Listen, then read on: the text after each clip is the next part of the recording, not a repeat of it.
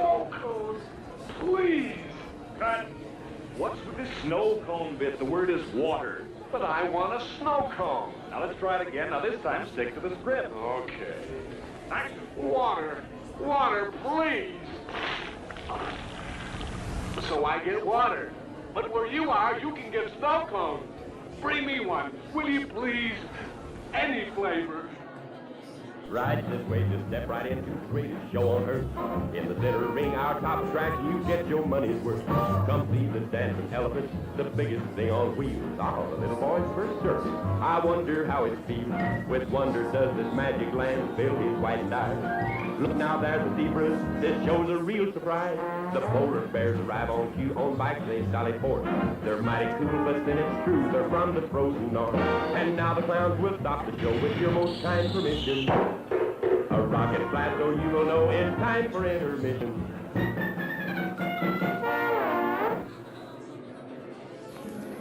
In a beautiful desert canyon not too far away, a strange and wonderful thing happened. But then strange and wonderful things always happen in Snack Canyon. Gosh, it sure is hot. Penguins? In Snack Canyon? Uh-oh, there goes the car. Aha! Oh dear, what will we do now? I'm thirsty. This is a job for Clark Crow. Here goes. Sure. Have no fear. The power is here. Gather around. Now let's have some refreshments. I'll take an ice cold Coca-Cola. I'd like a tab. Sprite, please. Baby popcorn and candy. There. Is everybody happy? Mm-hmm. Way to go, kid. Thanks, Mr. Crow. You really saved our day. Now you join me at the snack bar for your favorite refreshments.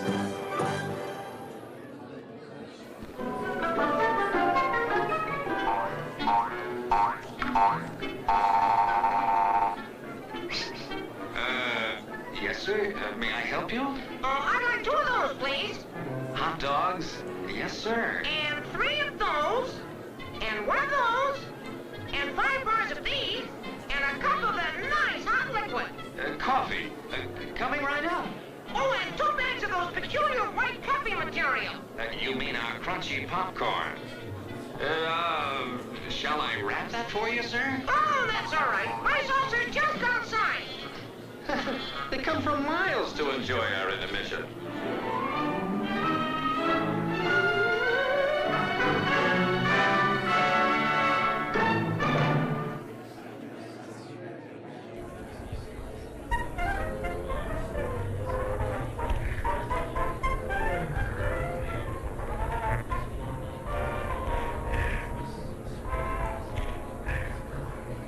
You know, I'm really enjoying this, aren't you?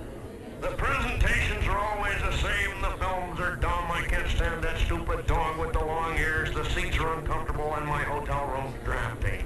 Well, I think they're about to take a coffee break. The coffee will be cold, the cooks will be warm, the service will be bad. It'll be noisy and dull.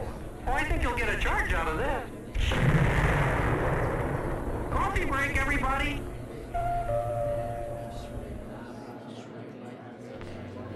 Once again, we join the adorable penguin family in their quest for fun, adventure, and treats along the highways and byways of America. Penguins? Not again. I'm thirsty. Me too. Uh-oh. Looks like another job for Clark Crow. Here goes. Charge!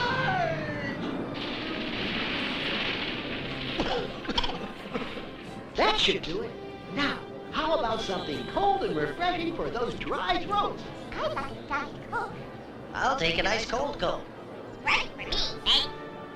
There's plenty of popcorn and candy, too.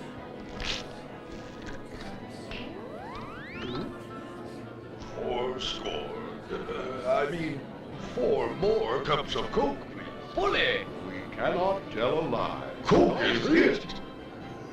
Now it's your turn to join me at the snack bar for some wonderful refreshment. Over there. Over where? Over there. Over here? No, over there.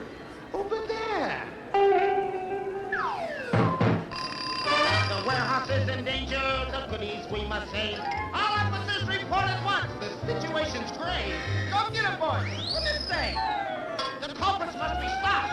We'll make the scene with our side. Neither soda pop as pop. Aha! The guilty ones are trapped. We have performed our mission. But the climax is at Captain Kill. We have an intermission.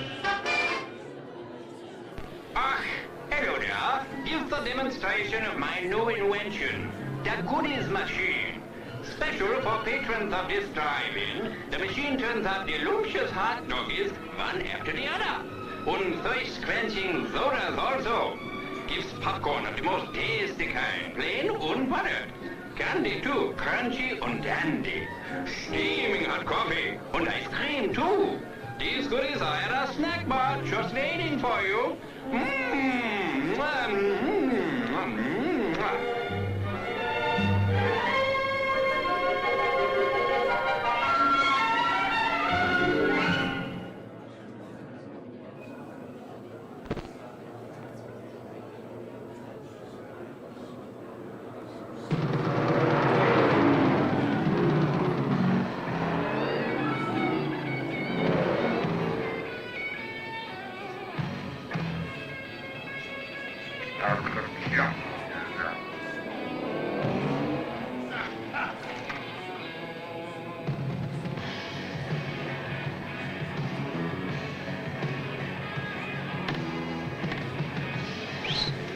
Give me 2 more colas and a little of your time, sweetheart.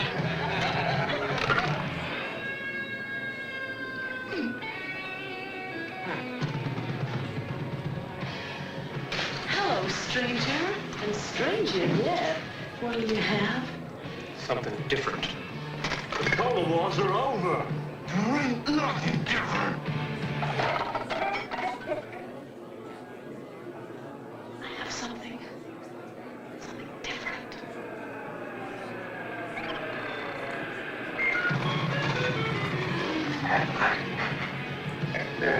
Trash it. Free.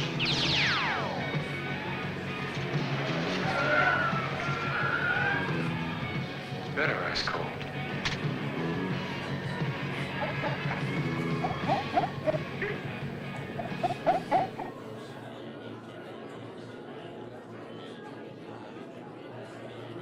Hello, YouTube. How's it going? Welcome to the stream on this fine Thursday night, the 21st of May, 2026. I'm Gab the KiRBiZOiD. How you doing? Hello. How's it going, everybody? What is up, my kernels? It's been a bit. It's been a hot secchi. Do you Yosh? Yosh. Of course I Yosh. Who do you think you are? I am, okay? I am a Yosher. I've been a Yoshi fan since, like, really early on. Honestly, dare I say, I think I was a Yoshi fan before Kirby. Again, for the record, for those who don't know, the Kirby part of KiRBiZOiD was because of a name generator. I literally put in Kirby as like one of the things to like add to like the generator. This is before AI, okay? For the record. But it was a name generator back in like 2022. Was it 2022 or was it 2023? Pretty sure it was 2022. Yeah, it was 2022. I remember specifically the job I had at the time, because it was also during the beginning of Kirby and the Forgotten Land, coincidentally. What generator was it that you used? Again, it was a generator that I found online like 4 years ago, so I don't remember it. I literally looked up YouTube name generator, because fun fact, Chugger Conroy's name was from a name generator. I think it was. Pretty sure Chugger Conroy admitted that his YouTube channel name was from a generator. I'm pretty sure. It was just called like a YouTube name generator, and then it just said like, put in a bunch of fucking shit that you like, put in a bunch of words, put in a bunch of like games you like, things you're into, and then we'll just we'll just interchange and like fucking mold them and stuff. And one of them was KiRBiZoiD. It was like the one generated name, and I cannot tell you, as soon as I heard it, KiRBiZoiD, it magically worked. It worked for me. Poisonally, it worked for me. And so that's all I need, if I'm real. But yeah, that really was the big thing. Chat, it's been a week. It's Thursday night, so you know it's time for GabTea. It's gabbing time. So, what has happened last week? I'll be honest, fuck all. Some stuff has, a few things, a health thing and a game thing have happened over the last week. Chat, I played Metroid Prime 4. I beat it. I got every item in the game. Didn't get every scan in the game. Wasn't even going to try to do that. So for those who were here the last time I yapped, I got Metroid Prime 4 for the Switch 2 for about $40 USD. And that was great. I think I talked about this the last Yap Sesh as well. But basically, I knew the game was like super... I knew the game was super divisive. I knew about that. Everyone talks about the titular, the Miles McKenzie, lightning strike. Everyone, like someone shat their pants when I said that. But yeah, basically, and I didn't even watch any YouTube videos on Prime 4. Honest to God, it kind of came and went for me. So I had no opinion going into it outside of, I want to give this game a fair shake. I really did. And so my big thing with Metroid Prime 4 was that I just wanted to play the game. I'm a casual Metroid fan. The games that I have played Metroid-wise are a little bit. The first few hours of Metroid Prime Remastered, I played Metroid Fusion on a Game Boy Micro. Fucking loved it. I've played a little of like I've played a fair chunk of Super, and I've played Dread. I think Dread was the first ever Metroid game I actually played from start to finish. Loved Dread. The creativity in Dread, so fun. I love it. I casually know the lore a little bit, so that does help me a fair amount, is that my brain will just remember the most, like, it'll just remember lore from games that I never play. Like Kingdom Hearts, I've never played a Kingdom Hearts game. I actually have all the Kingdom Hearts games. I think I'm low-key kind of inspired by Point Crow. Kingdom Hearts may or may not be the next marathon that we do. I'll be so real. But we have to play every Mario game first, okay? I promise. But yeah, I think the Kingdom Hearts marathon would be a fucking blast. I think it would. Because low-key, I've always wanted... I've only played Kingdom Hearts Dream Drop Distance. Either way, regardless, all of this to say, I know very little about Metroid, specifically Prime. I barely know anything except that's where Dark Samus is from. So I have no skin in the game. Had no skin in the game when it came to Metroid Prime 4. And so all I knew is that the game is divisive. Some people were not into the fact that there are other characters in the game that are like story related. That's it. So I was like, okay, I need to try I need to try this game out. I need to play it and I need to form my own opinion. Also, I want to play a Nintendo Switch 2 game with mouse mode. That was another big thing, is that I wanted to give mouse mode, like a game that had a dedicated mouse mode, a shot. And so my goal was just to form my own opinion on Metroid Prime 4 and also to play a Switch 2 game exclusively with mouse mode. I wanted to see if it was possible, see what it's like, and just in general, because I never fucking used the mouse mode. I've only used mouse mode a few times for Mario Paint on the SNES, like NSO, and that's it. And so that's like the most of it until now. So I played Metroid Prime 4. I think my playtime was about 14 to 15 hours. I think it was about 15 hours, I would say, was my runtime. And immediately, thoughts on that. 15-hour runtime for what is a $70 video game. Again, I bought it for $40, but regardless. So I don't have as much of like a monetary like investment or comparison to put this into, because I didn't wait the 5 million years that Prime fans had for the game. I also didn't pay $70 for the game. I paid it for $40. And that drastically is like, you know, it makes me a lot more forgiving of stuff like this. I am somebody that likes a shorter game, and it's a shorter game that I like tried to get every item. I did all the green gems. We'll talk about that later, but like I don't know. So 15 hours, pretty short. A bit of a red flag, especially because like, I don't know. Metroid games are meant to be short for the most part. And again, it's going to be something that people are going to realize, especially with Star Fox when that comes out in like a month, that like a lot of Nintendo games are like pretty short, all things considered. You know, like, yeah, like Nintendo in general doesn't really make long games. Like the game that we're about to play today, Yoshi and the Funny Book, that is like what? I think it's a 15-hour game to beat. And then because it's a feel-good game or good feel. Yeah, it's a good feel game. It's going to take 40 hours to complete. So it's like, you know, whatever. So I like shorter games, and especially just because I'm busier. Having a game that's short, succinct, super trim, super lean, right? No fat, no filler, just kind of go here, go there, go here, go there, and maybe just like go a little further if you want to go for completion. I like that. I honestly wanted a game like that, if I'm going to be real, but I knew that going in. I was like, I mean, yeah, that's rough. And like, especially for people that were waiting so long for this game, only 15 hours max of gameplay is like, ugh. I understand it's a bad remark for like a person that was like super committed to like playing this game. For me though, personally, I liked it. I liked that it was short. What was actually in the game is another story. It's complicated. I don't hate it, but I didn't love it. I will say there are things I really did like. Like, it was actually very good. I would give, so I guess, like, you know, full, like, you know, don't, you know, like, skip ad, you know, whatever. Like, fucking, come on, Tuber, what's your score? I would give Metroid Prime 4, like an 8. I feel like, personally, I would give it an 8. If I had to be, quote-unquote, objective, I'd give it a 7, is what I would say. I don't think it's worth $70, nor do I think it was worth the wait.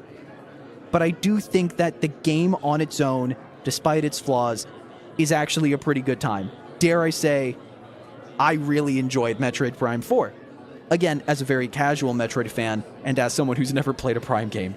So I would recommend this as a first, like, fresh step into Prime, but for people that were wanting something new and wanting to, like, have this series revived, I do not think this is going to be the game for them, is what I would say. And so, going into that, what do I mean?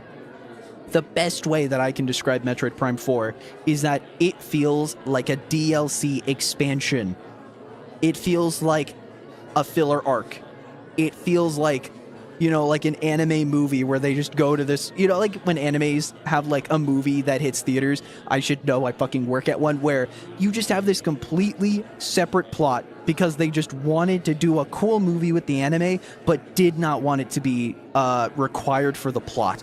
Like a Dragon Ball movie. You know, like those Dragon Ball movies back in the day where it's like, here's this new villain that can kill Goku, but we are never going to talk about this specific guy in any of the actual, like, anime. That is what I feel is Metroid Prime 4. Because it did unique things that were very different from Metroid, very separated. Literally just the Broly movies. Kind of, yeah. Well, Broly's now canon. Broly's now, like, well, Super Broly, but you know what I mean. All of the, yeah, like in the games, you know.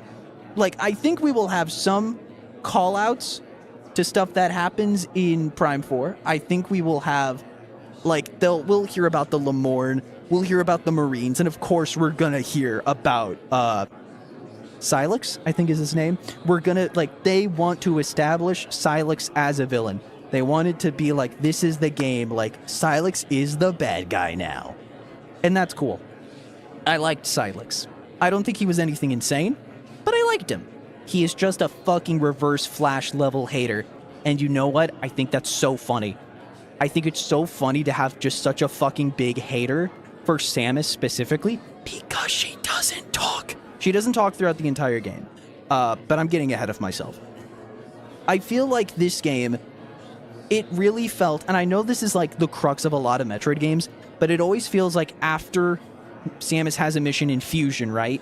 She had permanently, for future games, she had the Metroid DNA inside of her, which then led to Dread, which like the whole like plot of that game is that Samus has the Metroid DNA after fusion. Like that permanently changed Samus as a character.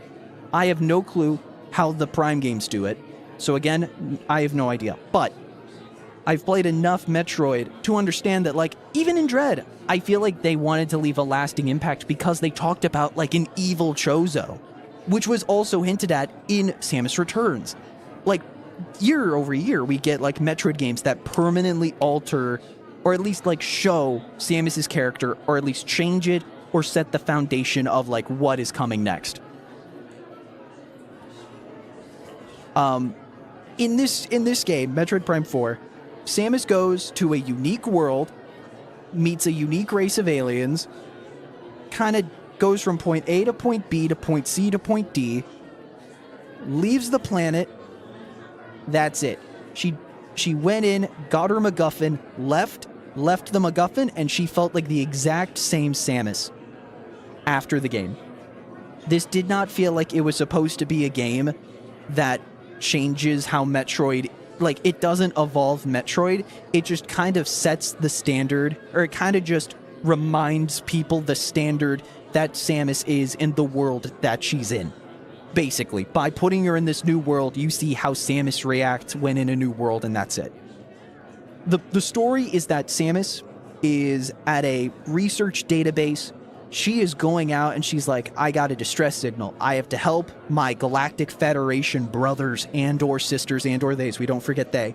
And she goes and she helps and she finds out Sylux is here. He is raiding this research facility and he's got Metroids that I guess over the course of the games that I specifically didn't play, Sylux made synthetic Metroids known as Mocktroids is I think the fan term.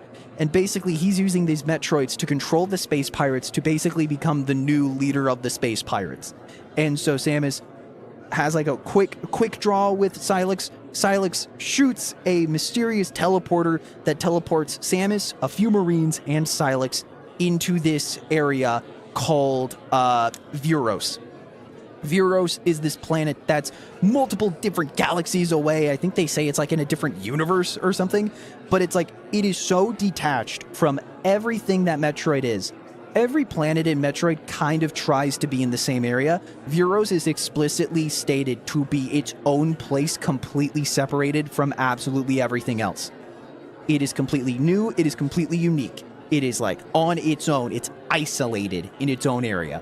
Like the Galactic Federation has no idea this planet even exists kind of vibe. She winds up on this planet. She meets a few Marines. She is basically given psychic powers from, as far as she can tell, the last remaining alien of a species known as the Lemorn. The Lemorn are this species of aliens that are like this highly advanced, like technological species, and they were given psychic powers, and those that didn't have psychic powers, they were able to get them through this like special stone that they could embed in their forehead, which is what they do to you in the game as well. And that's how you have, like, psychic powers, quote-unquote. They aren't really... I'll just quickly say it. The psychic powers in Metroid Prime 4 barely are ever used in the actual game at all. The psychic power is more of just a new flavor of all of her basic shit. She has the grapple beam. She's got the lasso. She's got the double jump. She's got the bomb. She's got the power bomb. She's got all of, like, you know, the spider ball, whatever the fuck. You know what I mean? She's got all of her regular moves, but they're psychic now, and you can tell because they're Orpal. She is imbued with Grimace psychic energy. She is imbued with William Afton power. She's fueled by Malice or whatever the fuck FNAF is anymore. But basically, the psychic powers are more of just a flavor. Sometimes Samus can move shit with her mind, or she can use a projectile that she can move with her mind. She can charge a bomb in her ball, and she can grab the bomb and shoot it somewhere with her mind. And it's only used in like very sparing puzzles And they're not, for the most part, there was like one or two times that I completely forgot about some of the psychic powers. Like, that is how little the psychic powers are ever used. The big thing I wish they did in the game is that they just fucking went way more into the psychic powers. They do it in my favorite area of the game. They do use the psychic powers in a unique way once, and that's it. We'll get to that later. Because it's the one area of the game I really liked that actually stood out to me, and I guess that's why I like the game, because the others, not so much. So Samus is in this foreign planet. She learns about these Lemorn, have psychic powers. They give Samus psychic powers, and they say this: our species is borderline, if not already, extinct. All of our people, dead, gone, rip bozo, they're dead. And we are waiting for our chosen one. That's you, Samus. You were the chosen one. We want you to go out into the world, get green crystal. We want you to get all the green crystals, and we want you to use those green crystals to charge our tree or something so that our tree can grow a memory fruit. This fruit will contain all of the psychic knowledge, memory, and history of the Lemorn. We want you to grow this memory fruit. We want you to get all of the teleporter keys that are scattered throughout the world. Use those teleporter keys after you've grown this memory fruit. Teleport off of this planet and plant the memory fruit so that even if we die, our legacy, our knowledge, and our information will live on with whatever species comes next. That is the plot of Metroid Prime 4 in the most quote-unquote basic terms. So you go out, and you're like, okay, I gotta get the teleporter keys, and I gotta grow the memory fruit. You go out, you walk out, and you're in this, like, there's this jungle area known as Fury Green. And this is where you realize that, like, in my opinion, Metroid Prime 4 not only is really only a game that sets the standard for new, fans of the franchise that become, like, they want to start with Prime 4 because it's the new one. Not only that, it very much is a tech demo for the Switch 2, more than an innovative Metroid game. And I think most people would agree, because a lot of people will have their complaints about the story, the game loop, the exploration, which we'll get to. But dude, it's such a pretty game. I love the music when it shines. And like, oh, everybody looks awesome. Like, the creatures look cool. The graphics are really good. Like, the landscape, beautiful. It was like one of those video game things where I'm like, ooh, 4K, I want to look at the tree. Oh, that tree looks so real. I would live here. Top 10 Metroid Prime 4 maps to take a nap. Like that kind of shit, okay? It's beautiful. The game itself is gorgeous. Samus looks awesome. The creatures look cool, even though there aren't that many enemies. We might get that. We might get to that later. But like, the game is very, very pretty. I will get to the desert soon. Samus goes through Fury Green. You learn the basics of the game, and while this is happening, I'll quickly talk about mouse mode. So again, one of my big goals in the game was to play entirely with mouse mode. Very rarely did I play with the controller, like just a pro controller, just because I wanted to see what it was like. That's it. Under any other circumstances, I was playing mouse mode because that is the mode I wanted to play as. Starting off was very rough, because mouse mode does not like my wide-ass hands. Not white hands, which they are, wide. My hands are very wide, so my hands have to really I have to cramp my hand to like play Switch 2 with the mouse mode as is. It is fine for short bursts of gameplay, but I was playing this game in like 3 to 5 hour spurts, right? And it became very hard for me to play the game. Specifically, it was the lower part of the Joy-Con, that like rounded part. My hand would try to rest on that because that's where the palm of your hand rests on a mouse. But because it's so thin, it's pressing so specifically into the palm of my hand that like the palm of my hand was hurting. It was because it was all pushed into one point of my palm. My palm started to ache when I was playing with mouse mode. And this is just in general, it's a Switch 2 issue. but it's specifically also just a me issue because I'm trying to play this game exclusively with mouse mode. When, like, the game is supposed to be like, oh, you can play, like, whenever you want to use mouse mode, just put your controller on the ground and then use it as a mouse mode. I was playing exclusively mouse mode, which maybe not recommended. So I looked online on accessories to make the Switch, to make the Switch 2 mouse mode actually good. And I saw, like, AliExpress, I saw all of these different things. And you know what? I just wanted an in-store thing for Metroid Prime 4, or for mouse mode. But yes, mostly for Metroid Prime 4. I don't think I'll ever use this for anything unless, like, I get, like, a fucking hankering for Star Fox mouse mode. I don't know. But I went to GameStop, and I bought mouse accessories at GameStop for, like, I think after tax, like, about, like, $23. You can hear it. I'm using it right now. So this is basically 2 3D printed parts, and basically it's one part is very similar to the actual rails you get for the Joy-Con mouse, or for, like, the Joy-Con to, like, grip with, like, a little wrist strap that everybody cuts off. And you get that part, and then you get a top part that actually goes over the Joy-Con. The idea is that you put the Joy-Con in the lower part like you do your grip on a regular Joy-Con, and then, because it has magnets, all you have to do for the top part, just put that on. Bam. Kablam, it's done. And it turns it into a slightly better. It makes it way more usable for me and makes it way better. It just makes the end of the Joy-Con a little more ergonomic so that my hand does not lay hurt. Because I found out that I vastly preferred playing this game in mouse mode. Dude, having a stick to control your movement and a mouse to aim, best thing in the world. Loved it so much. Aiming with the mouse, super fun. Even though it's a lock on the enemy and press the shoot button, just aiming as I'm traveling and going around with the mouse mode, or in the moments that it actually requires you to lock on and then use the mouse to aim like it's a light gun game, is the way I would describe it, or like a turret game that you see in the arcade. I liked that. I liked the combat in a bubble of, like, just like the basics. It just felt good. In general, this whole game feels good to play. The basics are that it runs smooth, plays smooth. I played on performance mode, 120 frames, fucking great. Literally, as soon as I had the 120 frames and then I turned on the graphics mode of, like, it's like 4K, but it's like 60 frames per second, couldn't do it. I couldn't do it.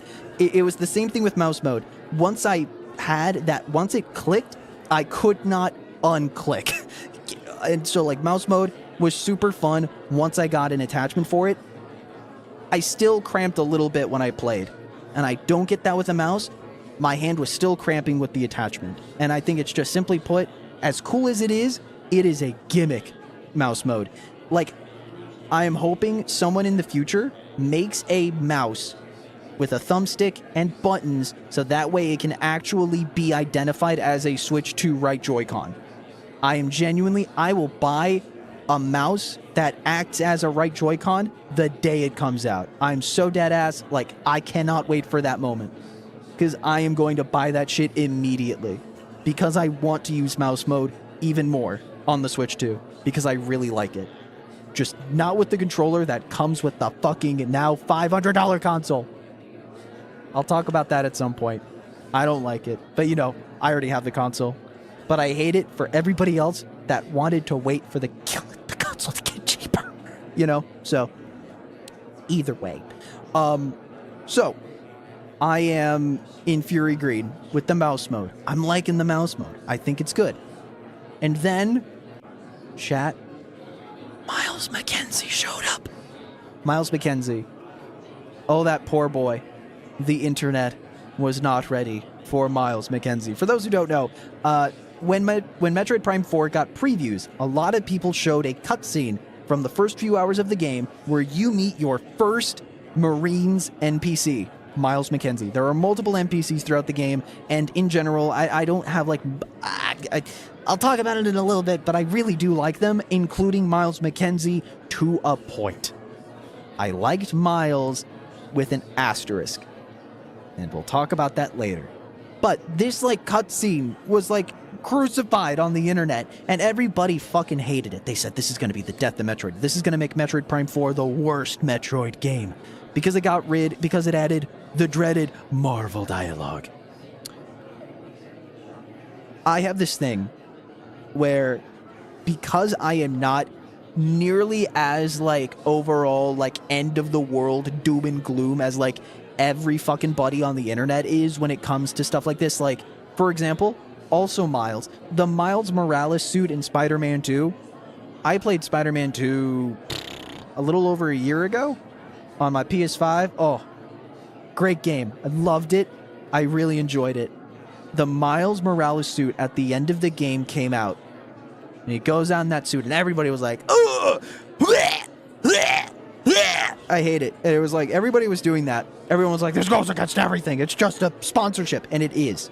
And I'm not gonna say that it's not like a blatant sponsorship for whatever that fucking shoe brand was that then immediately made a shoe based on that suit afterward. Dude, because I didn't have like an overly negative reaction like the internet did when they saw the new Miles Morales suit, dude, I just sat there, I looked at that suit, and I'm just like, honestly, it's not that bad. Like, literally, it's not that bad. I feel like everybody just, again, the internet, the home of exaggeration. But you know what I mean. This exact same thing happened with Miles McKenzie.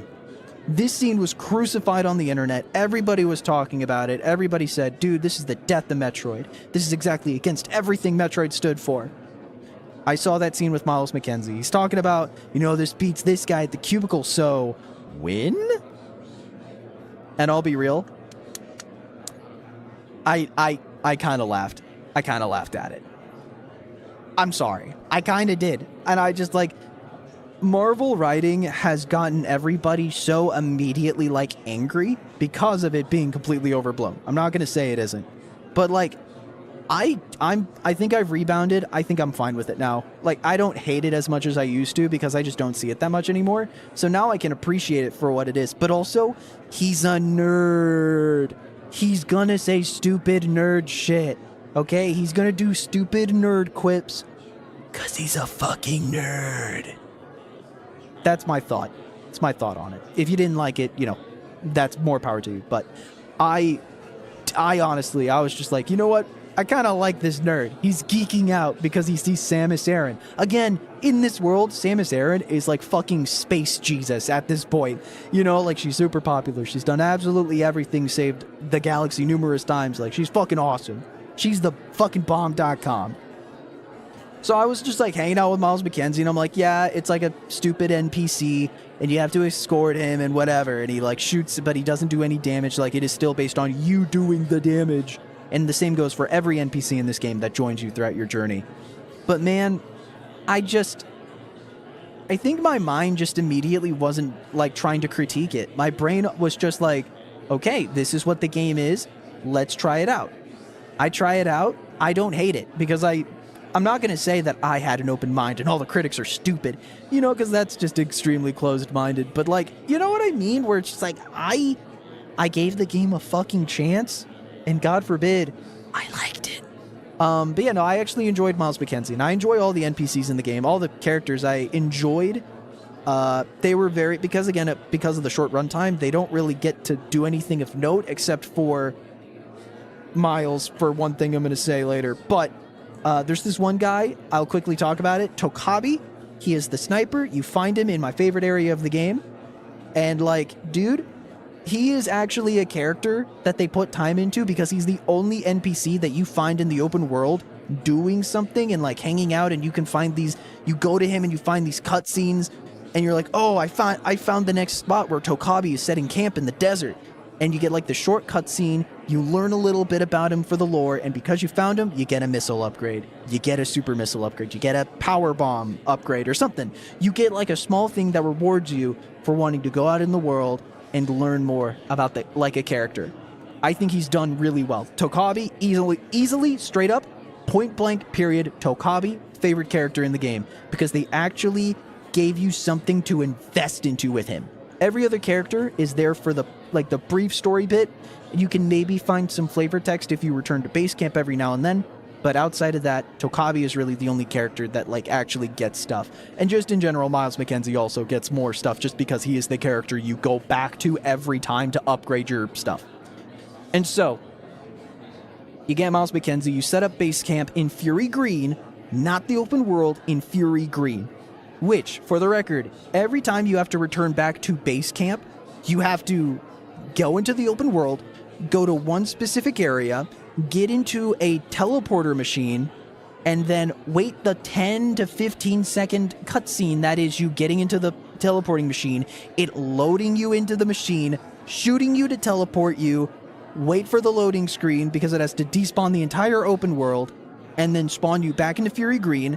The teleporter shoots you back into Fury Green, and then you can go to base camp, upgrade your ability, which is like maybe a minute or two, do the thing with the new upgrade, get it unlocked, and then you have to immediately go back into the open world because the open world is where the actual story is. So then you have to walk back from base camp to the teleporting machine, get shot out of the teleporting machine, wait for it to load in the open world now, which fortunately thanks to the Switch 2 is not a long loading time.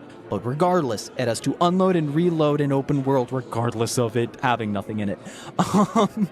But still does that, get you back in, and then you have to get back out there. It is a pacing nightmare, and it is my least favorite part of the game of like having to stop what I'm doing, go into an area, specifically leave the open world to go to a base camp just for like a minute and then do another loading screen to go back into the open world. It's not fun. It's not great. Like, 𝒕𝒊𝒆𝒂𝒕𝒊𝒏 recommended, I think it was either 𝒕𝒊𝒆𝒂𝒕𝒊𝒏 or Ant Dude, because I watched their videos after I beat it. And both of them, I think either one or both of them recommended to just put the base camp in the fucking open world. Then it would give the open world something, if anything. And I highly agree. Dude, I wish so bad. Because that would have been a much better pacing thing. Because then you'd have an actual location in the barren desert, literal barren desert, that is the open world part, to actually do stuff. And it's fine, whatever. So, you get base camp, you go into the open world for the first time, you do a dungeon, you unlock the bike. And it's kind of cool. I liked it. Again, the game is very pretty, and I just enjoyed looking around, exploring stuff. I thought it was cool. Decently fun dungeon. There's like a neat puzzle there where you have to use Morph Ball to like be checked as a wheel so you can access like the little vents and stuff so you can progress further. It's fun. It's great. It's fine. It's called like Volt Forge or something. And then you do Mario Kart and you learn about how to use the bike.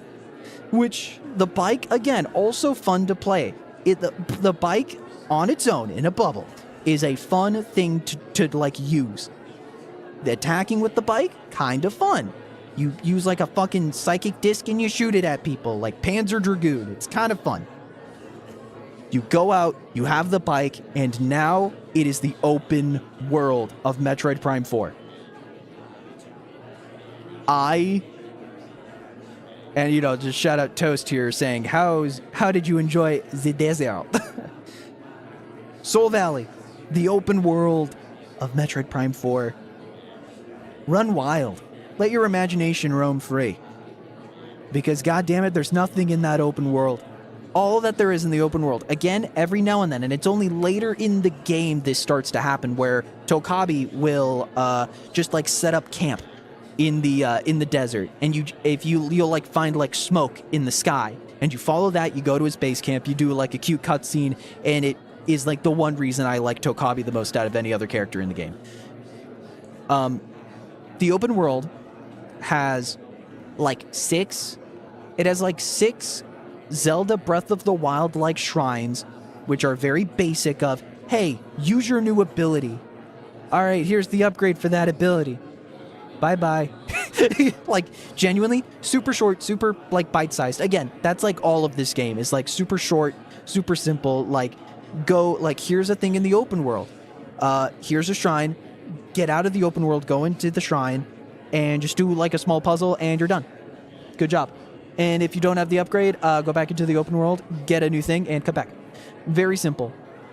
It is not... Again, it's very bare bones, but I did enjoy myself just, like, casually riding out in the desert, grabbing a few green crystals, and just going to a place. again, my favorite time playing Zelda Breath of the Wild was just riding the horse on a track. Like, literally, I would just go to a random stable in Breath of the Wild. I'd get my horse, and I would just allow the horse to just auto-run on a track, or on a path. I would just let it run on a path, and I would just wander with no goal. And just do fuck all. And just go out, ride my horse in this barren open world, you know, and then if something happened, I'd go do it, like an enemy camp, like bokoblins and stuff. Oh, bokoblin, I'll kill the bokoblins and like do some combat. All right, I'm done. Back on the horse. And I just ride. And this is like well after I completed everything, like did all the shrines and stuff. I used a polygon guide. Crucify me. But yeah, that was my favorite time in the game, is just fucking off, like not even trying to like look for shrines, like genuinely just ride and just fuck off and just see what happens. So for me, Soul Valley scratches that itch with like a really fun to control bike, beautiful buttery smooth frame rate, and I just ride around and I break green crystals. Is it fun? Objectively, no. But I kind of just zenned out when I was grabbing green crystals. Low key, I would just like, I would have like an area I have to go to, and I'm like, I could probably get some green crystals. I could probably just like vibe out for just like another few minutes, grab some green crystals to like wrap up my night. Like I kind of like was excited because I got to ride the bike, which was fun to control, and like just grab green crystals. And this is like the most unpopular take I think I have in Metroid Prime 4. Do I think that the fucking Soul Valley grab green crystals in a motorcycle, and that being like the vast majority of what you do on the fucking motorcycle, a selling point in the fucking video game?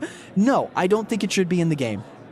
Genuinely, as much as I like the fucking hit the green crystals with your bike in Soul Valley, as much as I like that part of the game, I do not think it has any fucking place in Metroid Prime 4.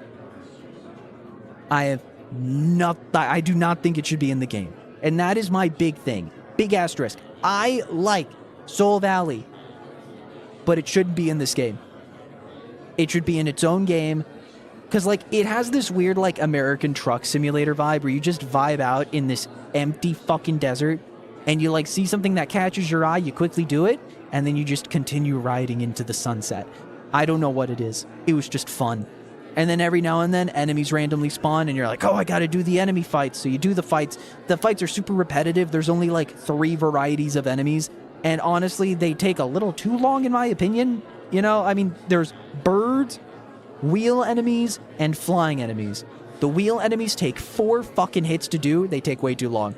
The wheel enemies, way too long. But the bird, yeah, and then the flying enemy, you hit it once, ram it with your bike, you're done. Simple, it's effective. I feel like the wheel enemies take too long, and it takes way too long for them to actually be attackable. That is really, like, they were more annoying than actually kind of interesting. The birds, you have to, like, kind of scan as many as you can at once, like, Panzer Dragoon style. And you lock on to all the enemies. It was like that kind of, like, Tails, Dr. Eggman, Sonic Adventure 2 kind of vibe where you just, like, lock on to as many enemies and just fucking shoot a bajillion missiles or whatever. But yeah, Soul Valley, on its own, I think it's fun.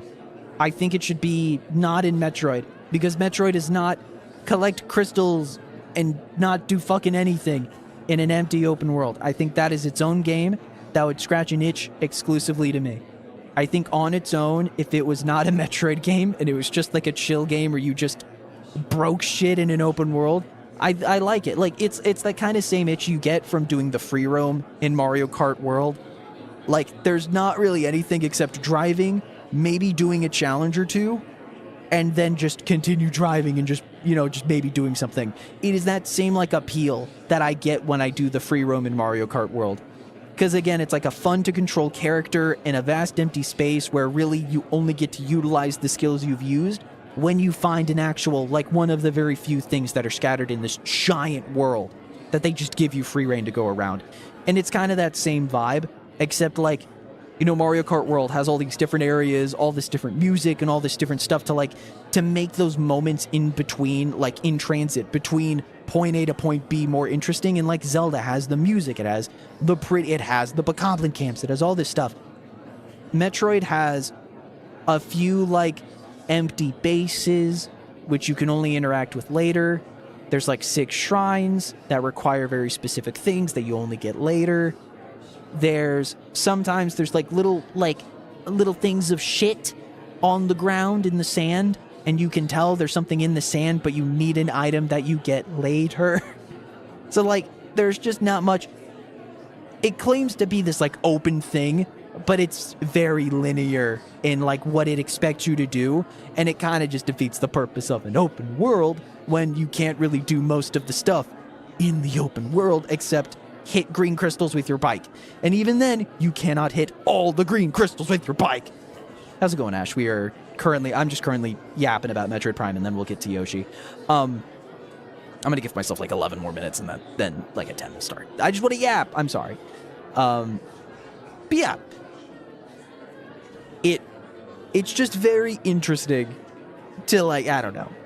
I find Soul Valley in its own bubble, not as a Metroid game. I think that loop just appeals to me for whatever reason. I can't tell you, but I really do like it. The actual levels, the other like 3-ish levels that you get in the game, there's Ice Belt, Magma Forge, and then like the mines, I think is like the levels. So again, there's only like 4 actual levels inside Metroid Prime 4. They're all linear. They're all relatively small. So like they don't really leave a lasting impact, which is a shame. But they all have like some unique flavor to like explain why they're in the world. Ice Belt is my favorite area of the game because it is the only one that has a shit ton of lore and world building that make that area memorable. And it also is where you meet 𝒕𝒊𝒏𝒈. So it's like immediately I'm like, ooh, I really like it. So it's like, it's a little biased. But Ice Belt is a ice area, which is basically a giant meat freezer, is the best way I would describe it.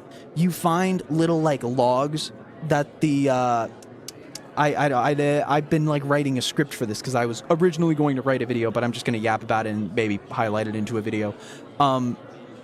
Why can I not remember their names? Viros. Viros, Metroid Prime 4. What are the names of the people? Why can I not remember? Lamorne. There we are, the Lamorne. I'm going to keep that on screen so that I remember what the fuck they are.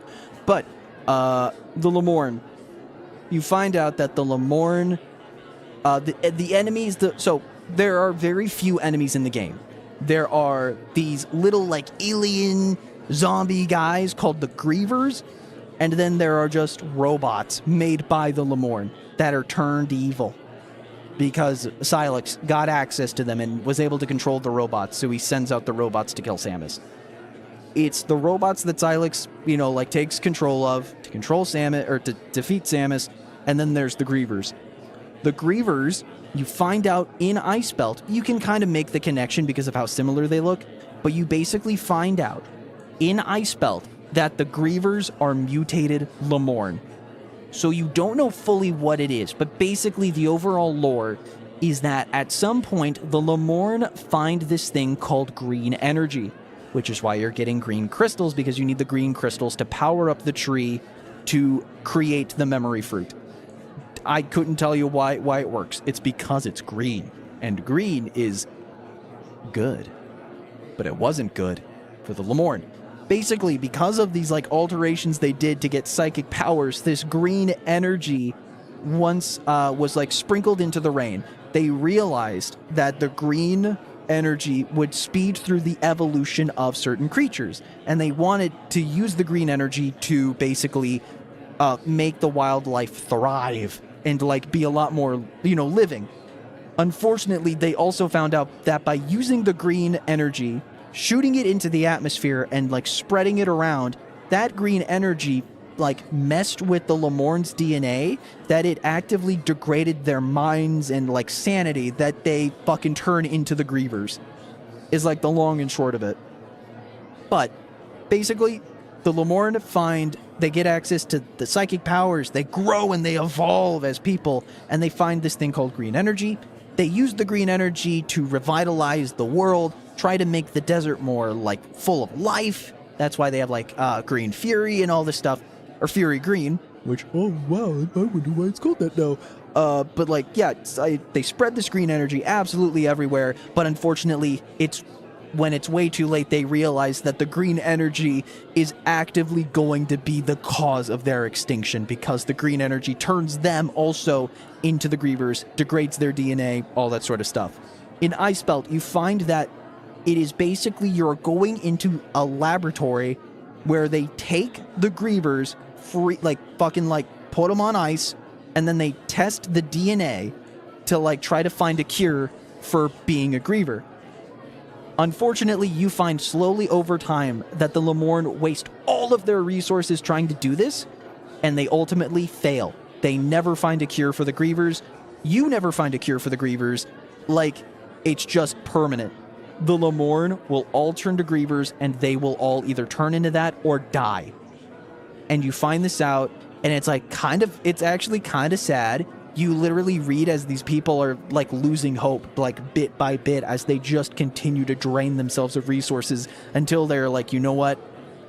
At the very least, what we can do is we can put it on backup energy, freeze absolutely every test subject that we have, and hope that maybe one day the Chosen One will save us.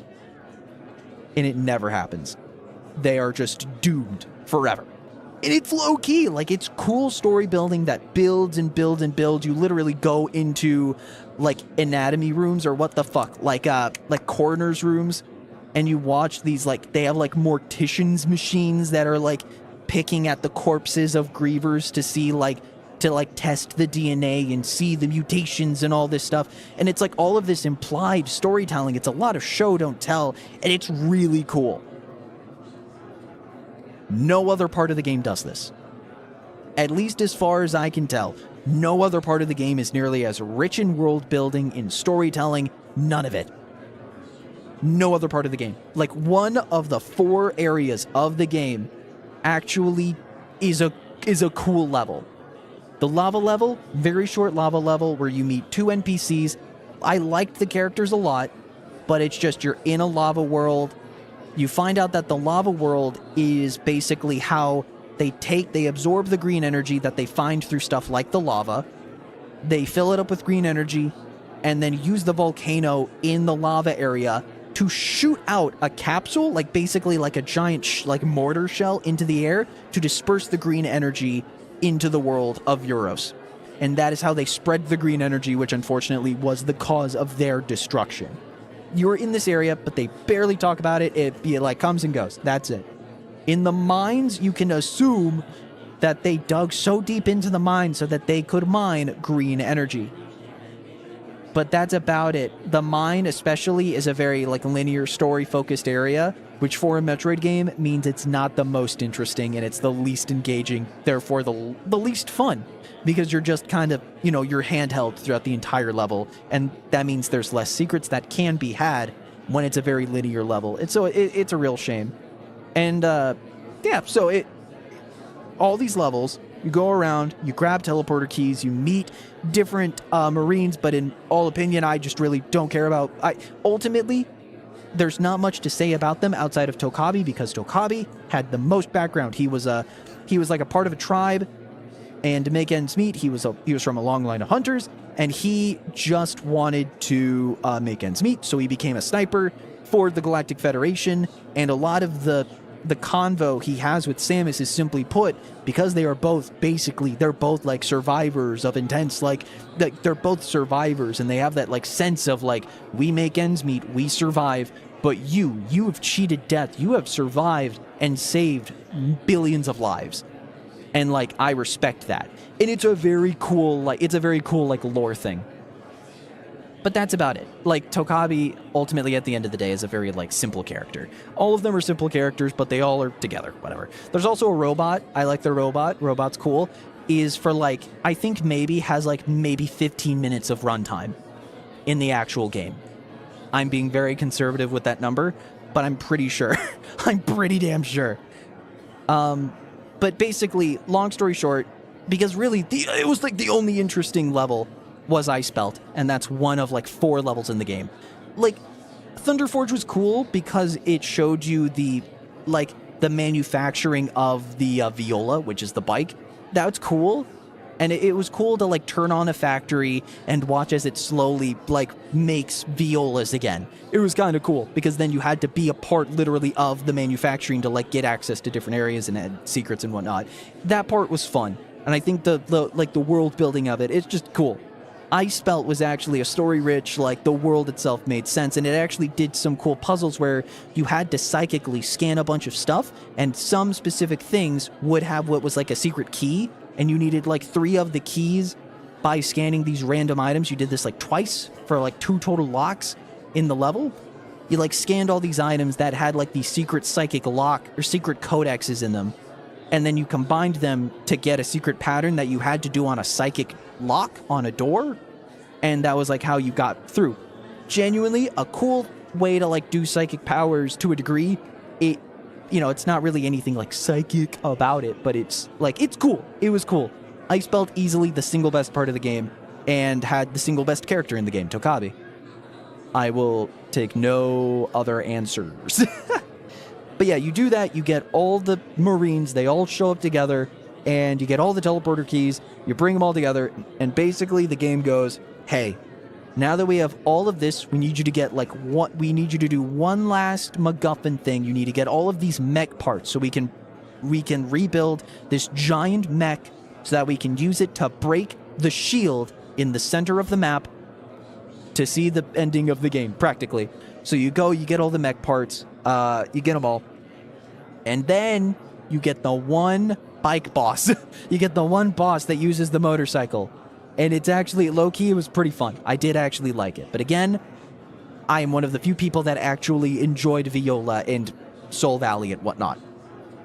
So, you go, you do that, you do the boss of the bike, and you get all the parts, you get all the upgrades, you do all that, and you get to the center, and literally all it is, you use the robot to break the shield, you go into the center area, you go up an elevator, and basically you get the confirmation that more likely than not, all of the Lemorn are fucking dead. Basically, you get the confirmation at the end of the game that no matter what, no Lemorn were left alive. And Samus kind of gets this like guilt, and I think it's cool that you feel like you get this like vague idea that Samus is like very torn up by it, because I mean, this is literally the character that you do not get the good ending in like Super Metroid if you don't save the animals. Like, it's that kind of thing where it's like, you need to, like, it's like this weird thing. Or is it that you don't save the animals? I don't remember. I actually don't remember. I'm pretty sure the good ending is that you save the animals, right? I think so. But yeah, like, this is the person that, like, saves all life. Like, Samus deeply cares about all life. And, like, literally, Samus literally, like, the whole point of Metroid is that Samus is a bounty hunter that kills invasive species, aka the Metroid, to preserve the life of everybody around her. Like, she is like, I'm just saying, she's just an armored PETA person. Let's be real. No, but, it's like heavily implied that Samus values all life, especially because of her parents that died to Ridley. And so, like, you know, her, like, not being able, like, even if she was the chosen one, she could not save this, like, extinct species. Like, yeah, it fucks her up. And you get to the top of the elevator, you get to the teleporter, and then, and only then, does Sylux appear. The very end of the game. Now, technically, Sylux shows up, I think, 2 or 3 times throughout the game, but it is shown that Sylux is in a healing pod for the entire game, healing from his little shootout with Samus and probably transporting in Viros. He goes into a healing pod made by, the Lemorn. He goes in this Lemornian healing pod and finds out that while he's in the pod, it helps him develop psychic powers of his own and allows him to control the robots that the Lemorn have made. And that's why all the robots are fighting you in the game and all that. 2 times in the game, you are fighting 𝒕𝒗lx as a boss fight. There are 2 𝒕𝒗lx boss fights before the end of the game, and you find out in both of them that they are just mental, like, clones or something. Like, basically 𝒕𝒗lx is using a robot and uses psychic powers to make it look like it is 𝒕𝒗lx attacking you, so it gives you the ability to have these, like, 𝒕𝒗lx boss fights before you actually fight 𒕗lx, because, spoiler, the end of the game is a 𒕗lx boss fight. It is 3 different phases, like 2 phases in like a quarter, I'll be real. And basically, this final fight, the first phase, is you and all of the Marines are shooting at 𒕗lx, and basically 𒕗lx is in a ball with like tentacles shooting out. And you have to lock onto 𒕗lx and use the free aiming after locking in to aim at the different tentacles and rip them off of 𒕗lx. And once you rip all of them off, you blast him with everything you got. And it's kind of fun because, you know, every now and then you're like focusing on this, and then one of your teammates gets damaged and is down, so you have to run and like heal your teammate. And it's kind of like a multitasking kind of thing. You just want to make sure that your teammates are alive so that they can help you take down 𒕗lx and like shoot the different parts. It's kind of fun. I enjoyed that part because, again, I'm one of the very few people that got like vaguely attached to the characters, as little impact as they do have on the story. And I was like, oh, I gotta help Tokabi. Oh, I gotta help Duke. Oh, Armstrong is down, so I gotta go get her. I was like getting into it. I was just like, just because like, but I'm playing a video game, I'm gonna have fun, you know, like, fuck it, like, I'll get involved. I will willingly, if not maybe forcibly, get involved. And I'm like, I'll get you, Armstrong. I'll get you, Duke. Oh no, Miles McKenzie, I'll heal you, my good pal. And quick tangent, because I completely forgot to say this. The one thing that I will agree that Miles McKenzie fucking sucks in is when you're in the open world.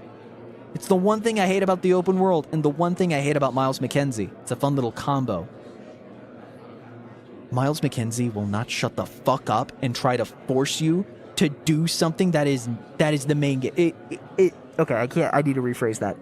Miles McKenzie is easily the worst character in Metroid Prime 4, specifically because he does not shut the fuck up in the open world. You'll be driving for like maybe 2 minutes, and then you get...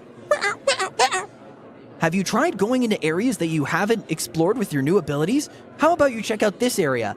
And then a giant thing that permanently stays on your map is a prompt to open the map so that you can watch as for 10 seconds, your camera's on the map. It just quickly zooms over to the area that it wants you to go to, because, fun fact, in a Metroid game, you're expected to go to specific places instead of like explore and do your own thing. Shocker. Apparently, according to this game. And we'll like go, and it'll like do it. And then you close the menu, you're hitting your green crystals, you're driving around, you're looking around, and then maybe you go into a shrine, you do the shrine, you come back up. Have you tried going into areas you haven't explored yet with your new abilities? You should check out this area. And it redoes it. And so you have to open the map, watches the camera, forces your map to move to where it wants you to go, put a fucking ping on the area, one of the 4 areas in the game, like it's that fucking hard to know where to go, and then close the map. And it does that all the time, especially in the final part of the game. If you weren't collecting green crystals, and then you have to like collect green crystals for the end of the game because you have to grow the memory fruit, I bet you fucking forgot about the memory fruit. So you go back and you collect all the green crystals to like just beat the game. And it's just the entire time, it's Miles McKenzie, and he goes, don't forget to get the green crystal. And it's like, motherfucker, what do you think I'm doing? I'm getting the green crystals. And it's like so fucking stupid. And it's also like Miles McKenzie going like, also, did you know that you can call me at any time? If you open the map and press the white button, I can talk to you at any point. Just check your map screen. And it's just like, it's annoying. It's annoying. It's so fucking annoying. And it's like the one actual negative thing I have about the game. The one thing I actively just hate about Metroid Prime 4 is Miles McKenzie in the open world. I like him as a character. I think he's cool. But he really doesn't help himself when I'm fucking trying to just vibe the fuck out and collect green crystals. That being said, end of the game. You beat the first phase of 𝒕𝒗lx with all the gems and all the crystals. Or all the crystals. Sorry. Green crystals are like 90% of Metroid Prime 4. You beat 𝒕𝒗lx, you rip off the tentacles, you damage him enough, and basically afterwards, the second phase, the half phase, is Sylux, like, grabs you and, like, puts you in this, like, fucking space portal. And the second phase is you shooting at Sylux. You're working for Lex Luthor. I want to kill Superman. I want to kill Superman, Samus Aran. Only you can help me. Fucking... But yeah, second phase. You go into the space portal, and basically you are standing completely still, but basically you are using your free aim, like your right stick or your mouse mode, and you're just shooting him as he, like, shoots these projectiles that you can just slowly move away from. And I got through this phase, like, really fast because I had, like, so much fucking ammo that I used this, like, ultimate energy beam to, like, just constantly fucking zap him for damage. And I got through that phase so fast, but I heard so many people really fucking didn't like it. But because it lasted so shortly for me, because I guess I actually knew what I was doing, unlike everybody else, I was just like, yeah, no, it was just like a short phase. And everybody was like, no, the fucking part where you, like, slowly move in the space tunnel, I fucking hated it. And I'm just like, well, it didn't really last that long. And I don't know. Here's the thing, and another quick tangent before we get to the final phase of the fight and ultimately the end of the game. This game... Oh! Dropping frames. Thank God we weren't doing this for Yoshi. I guess we'll wait for the frames to come back. I guess you can still hear me, right? It's not that I'm like... You're just not seeing it, right? Isn't that how that works? Hopefully frames will be back. Internet is poo-poo. I don't like internet. Internet is not helping. Internet is not helping. Gotta wait for the internet to come back. I'm sorry. I don't know why. It's just, I guess, my fucking... The YouTuber is yapping too much.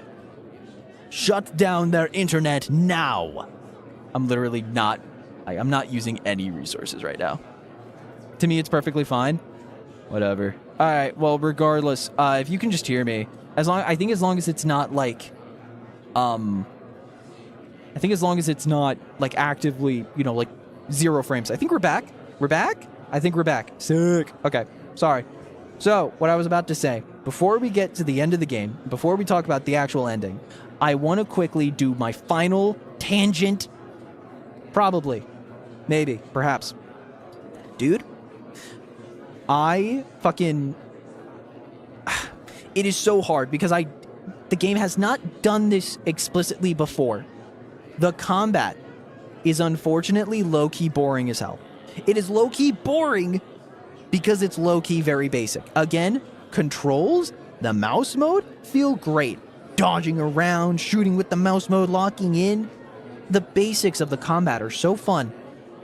The enemy variety is non-existent. There are like 3 enemies you shoot at throughout the entire game. And this isn't counting like slight mutations of the same enemy. You fight grievers, robots, and like little tiny itty bitty robots. And that is it. For the entire game. That's it. Nothing interesting. And it's such a shame, but like genuinely nothing interesting. It low-key kind of stinks because like you fight like some flora and fauna in specifically what is it, the green area, Fury Green. You find some variety of like fauna in Fury Green, but then after that you fight grievers, you fight the robots, and you fight the little bitty spider robot. That's it for the entire game. Maybe you'll fight the itty bitty spider robot that's got some armor, or maybe you'll fight the robot that has a shield. Maybe you'll fight the robot that summons little tiny robots they have to aim at sometimes. Like, but it's like nothing. Very basic enemy design. It's like not the end of the world.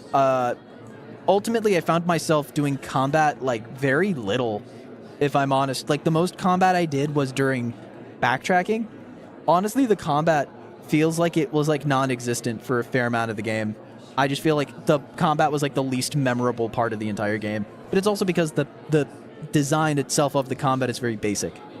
Another thing about the combat is that, dude, in Metroid Prime 4, so in Metroid games, you get like a variety of different weapons, right? Like the ice missile, you get the power bomb, you get the fucking power beam, you get the charge cannon, you get the phazon rays or whatever. You get all of these things, right? You get all of these different like space sci-fi laser weapons. You got the plasma beam. You got all these different things in Metroid Prime 4. Also, like in Metroid Prime 2, wasn't it? That you get like the dark cannon or whatever? Like all these cool sci-fi things that are like really wacky and very like unique in terms of theming.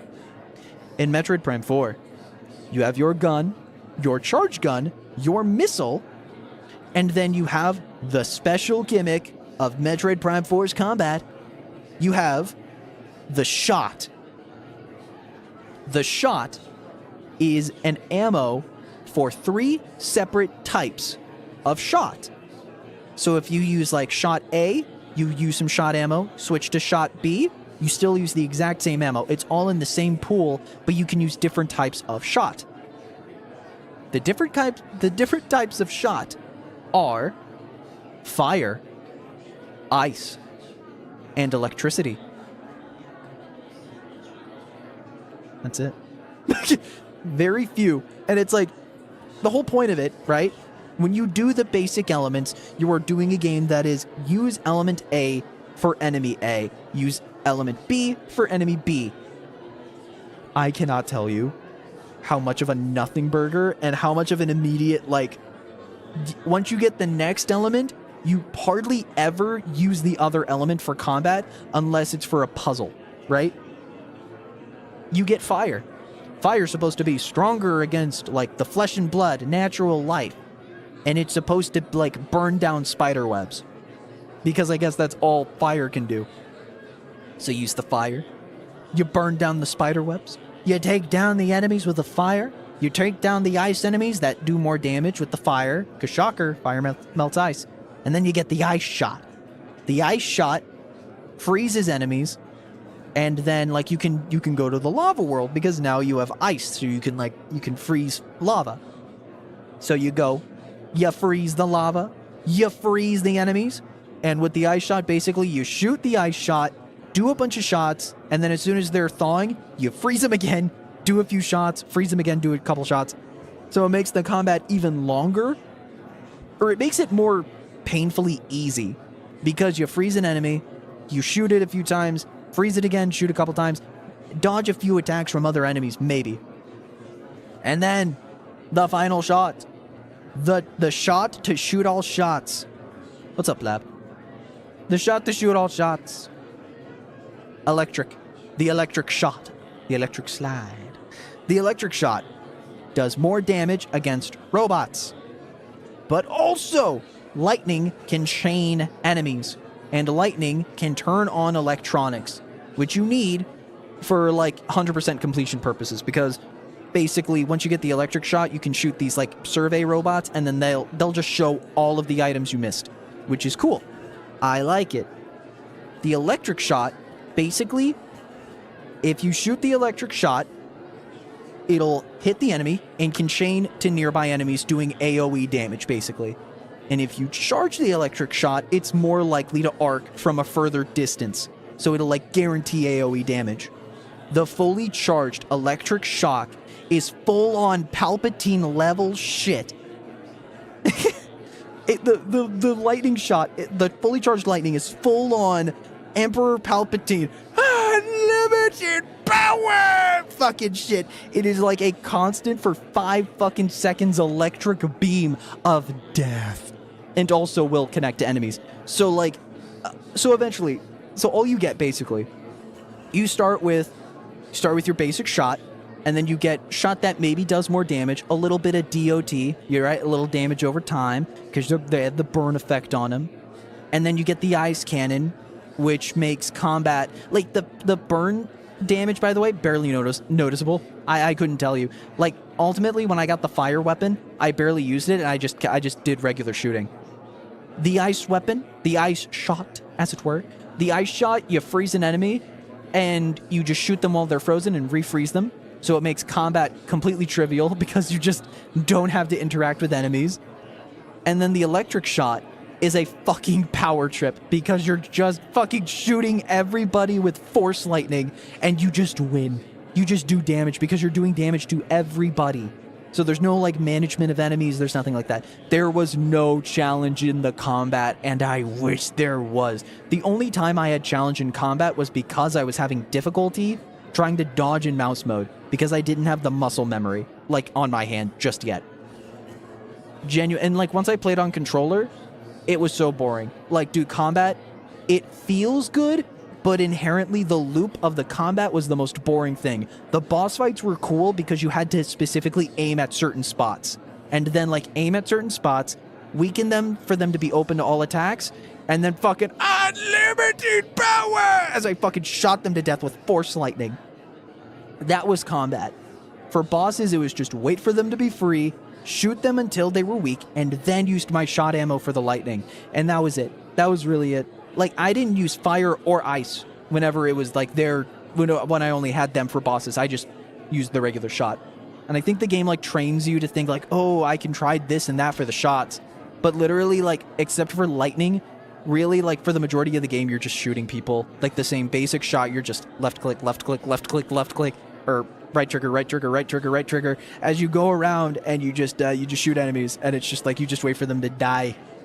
And there's just like no depth that I was hoping for. It's a shooter game. Like, the whole point of the game is that you shoot, shoot, shoot, shoot, shoot, dead, shoot, shoot, shoot, shoot, shoot, dead, shoot, shoot, shoot, shoot, shoot, dead. I understand that, but like, at least like with Metroid Dread, it was so like fast and fluid, and it was like the movement was so good, and the parry system was so fun and like intuitive that you could do that shit. It would last 5 seconds, and you'd just be like, yeah, it's just a short challenge. I aim at them, I shoot. It's satisfying to do. It's done. Metroid Prime 4, just a little basic. Again, I never grew up with Prime, so I was never used to the way Prime is as a shooter. So it's just not that interesting. But yeah, I promise we'll get to Yoshi soon. I promise. So you fight. Yeah, so that's like, combat's super boring. So many people. The reason I say this is because, like, I think everybody kind of forgot that the shots existed and that you can force lightning people to death really fast. And so people just didn't do that for Sylux in the second phase and just didn't fucking care. The final phase of Sylux is it is a fight where you shoot at a guy and dodge his attacks. It is the most basic fight out of the entire game, and especially if you had like 500 shot ammo like I did, you force lightning him to death. It takes a little bit. It's not even like interesting. It wasn't even like thematic. Like, he doesn't use like a bunch of powers. He just kind of attacks at you, you dodge, and you shoot. He attacks at you, you dodge, you shoot. Like, there was no scale, right? There was no like grandiose like fight. There was no atmosphere. There was no aura. It was an auraless fight. It sucked. I will admit, the final phase of Sylux is the most underwhelming shit that I have had for a boss fight in a video game for a while. Chad. It was rough. So you beat Sylux. He kind of just pretends to die. You go back to your friends, you get ready to leave, and then Sylux comes back. And it actually was like a really cool thing because he gets out and he just goes, Samus! And it was like the most like low-key. I was like, oh fuck. I kind of like, I like the idea of Sylux just being a hater. I don't know why. Like, he just fucking hates you. So he just comes back just because he fucking hates you so much. He goes, Samus! And he like fucking goes after you. I think that shit's cool. I think that's aura. I think it's sick. I liked that. And he just goes out and he's just fucking, he's like a rabid pit bull getting ready to kill you like the 3-year-old you are. And he fucking like runs at you. And your allies basically go, don't worry, Samus, we got him. He's like, you guys get ready to leave. He goes, Samus! And he fucking shoots you. He like catches you off guard, he shoots you, and your friends are like, make sure Samus gets the teleporter. We'll take care of him.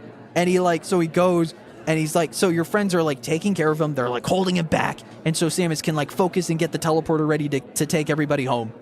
And then, basically, you realize, yeah, you're the only one leaving. All of the Space Marines that you meet basically they like hold Sylux down in the ultimate act of like, as he's weakened, the Marines are able to hold him off long enough in this like weakened state after fighting you for 3 fucking phases. They're able to hold him and like fucking restrain him with the power of friendship, I guess, for Samus to press the teleporter and be the only survivor of Euros. And I would assume it is like borderline heavily implied because they want Sylux to be the enemy, that basically eventually, like as you leave, Sylux eventually would most likely kill all of your friends. They all made the heroic sacrifice to like let you leave Euros by allowing themselves to basically like hold off Sylux as long as they could before they ultimately die. And it's like heavily implied because they want Sylux to be the main villain. Like, they really want him to be the villain. At least I think that's what they want. They want Sylux to be like the villain for this next like trilogy of Metroid Prime, right? And so Samus leaves with the memory fruit. She comes back. She loses all the psychic powers. She immediately becomes just regular bum-ass Samus again with, like, no power. She's just Samus, which Samus is fucking awesome. I'm not going to slander that. But she's regular fucking Samus again. She has no psychic powers. She has the memory fruit because, oh, right, because she plants the memory fruit and loses the psychic powers so that the psychic powers can go into the fruit so it can just immediately grow. And Samus uses the, like, as the memory tree, I guess it is now, as the memory fruit tree grows, Samus places a necklace that 𝒕𝒊𝒏𝒈 gives her at the very end, right as they all sacrifice themselves. It is like a necklace given to him.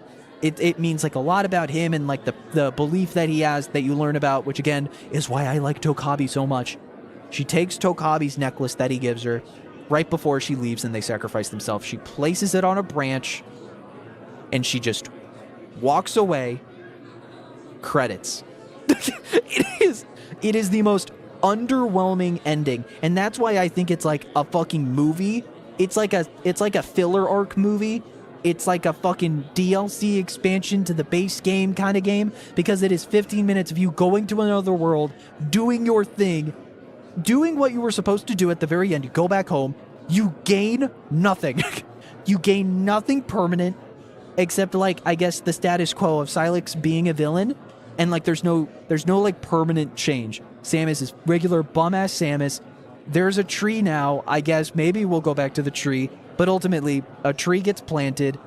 Samus probably has survivor's guilt, mourns the fucking Marines that are most likely dead, and just walks away. It is a 7 out of 10. It is a 7 out of 10. I would call it, I think it's a 7.5. That is my permanent score that will never change. It is a B+, 7.5 out of 10 video game. Those are my thoughts. It is a B+ video game because, like, the basics of the game, like, playing the game is fun, but the actual, like, substance of the, like, the actual playing of the game, like, on paper, everything plays well. It is Metroid. It is Metroid because it does, like, some cool puzzles to unlock collectibles. You know, like, the story is kind of cool. It's trying to expand on the world of Metroid. It's trying. But ultimately, nothing lasts. There's nothing of substance. And when you actually look at the loop of the game itself is fine. It, like, on paper, it plays well, but there's no actual, like, meat and potatoes to, like, actually make this a full, satisfying experience of a video game. I enjoyed my time playing Metroid Prime 4. I like Metroid Prime 4, but it's really flawed, and a lot of the game is just fine. It is fine at best. There are some moments of good, but ultimately the game is fine, and it is so disappointing because this is a game that was expected for so many years, even if it wasn't me being there, like, super excited for the game, wanting to be there when it came out. Even though I was not a part of that, I can easily tell how much of a disappointment this was for Metroid fans, especially Metroid Prime fans, and it is, like, so sad. It is a good promise that this game can play well. It shows that the game can play well. Like, the basics are there, the fundamentals are there of, like, smooth gameplay, smooth graphics, smooth frame rate, you know, like Samus having aura, like, it has all of that.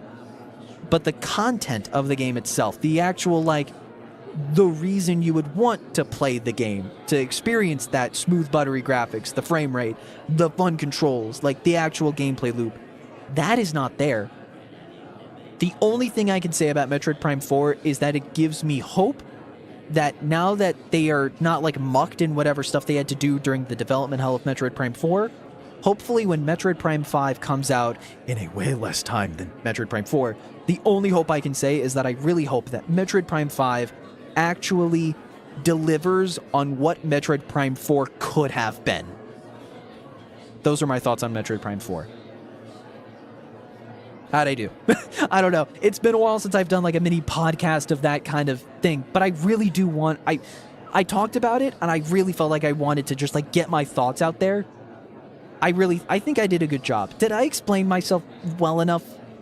I apologize for people that wanted me to play Yoshi. We'll play Yoshi for like fucking like 3 hours. I promise we'll play Yoshi for a while. But I really wanted to talk about this. I don't think we'll be doing yaps for nearly as long, but I really wanted to gab yap for a little bit and potentially make that a video. But I get too fucking in my head. I get too in my head when I script shit and try to record stuff for a for like a scripted video. Can't do it.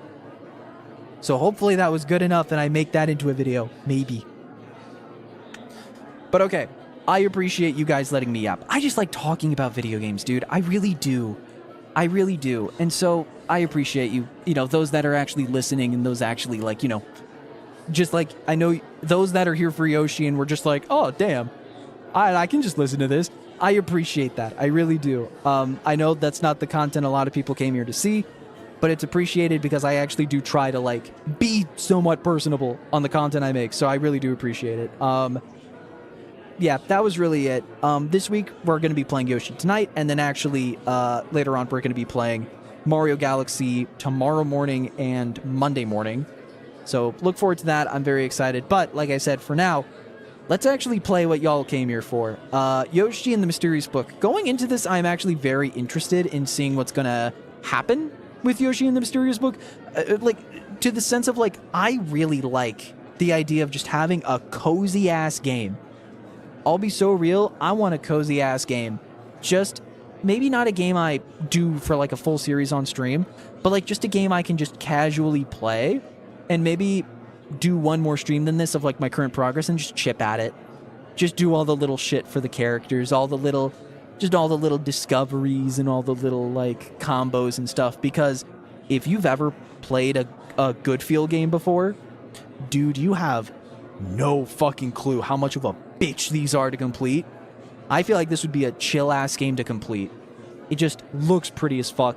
The idea of, like, all these different interactions with characters. Like, yeah, you're invulnerable. You can't die or lose in the game, meaning it's not a challenging game. I'm honestly, as long as I know that's not what this game is, I'm not gonna fucking go into it expecting it to be. And I think that's why people like Nintendo Life, as much as I love them, they're one of the lowest reviews of the game. Same with IGN, I'm pretty sure.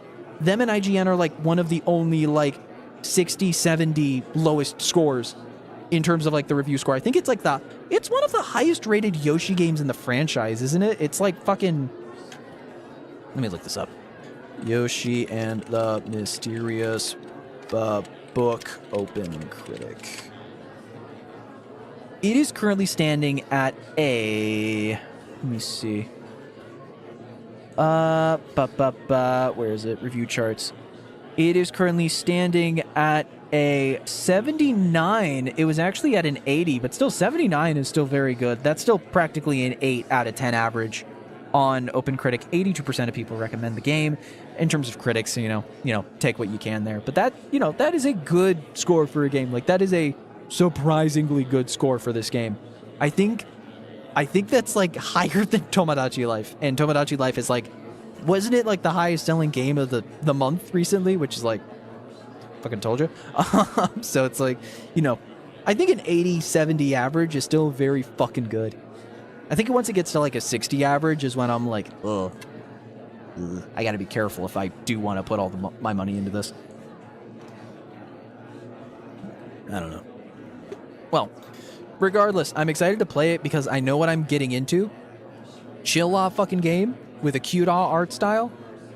There's no like risk or challenge. It is literally just, do you just want to fuck around and just see what these creatures are programmed to do and just uncover all these you know, like unwrap all the secrets of these little critters like they're a puzzle box. Here you go. And I'm like, dude, low-key, I'll play that. I'll fucking play that. Absolutely. So, without further ado, there's nothing to it but to do it. So, let's finally get into the game of Yoshi and the Mysterious Book. Thank you for letting me yap. I really appreciate it. It will not be as long unless I do another review for a game, but, yeah. Anyways, let's get into the game. A little bit of shush please, Kernels. A little bit of shush please. Thank you very much, Kernels. I appreciate it. Okay, I gotta turn on my... Oh, I don't have the... Okay, here we are. I can hear the game now on my end. Perfect. All right. Let's get started. Yoshi and the Funny Book. What fun times do you have to offer? I always believe in good feel. Good feel, make good games. I really did enjoy. I really liked Princess Peach Showtime. So, yeah.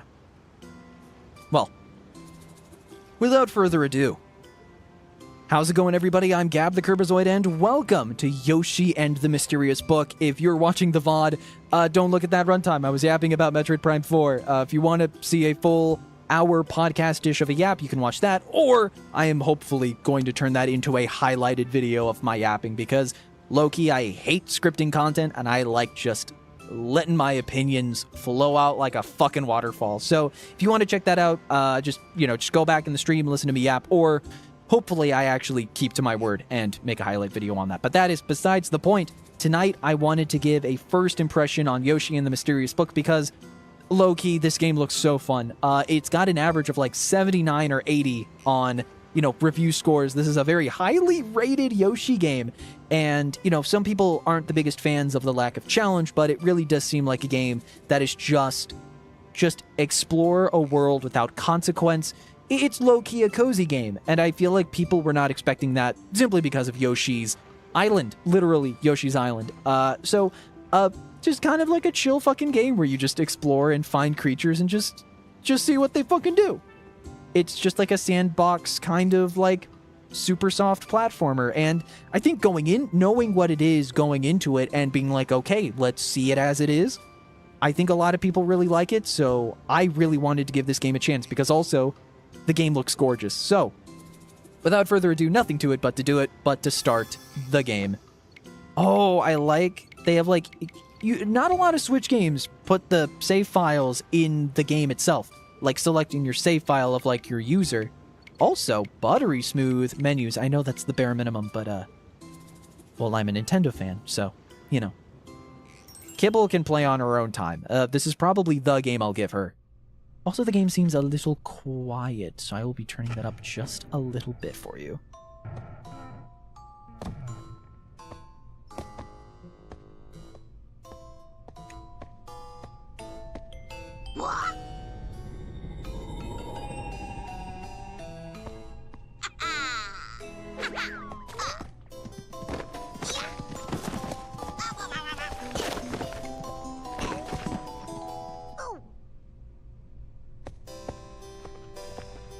Bro found the snoozer. So is this a book in Bowser's Castle?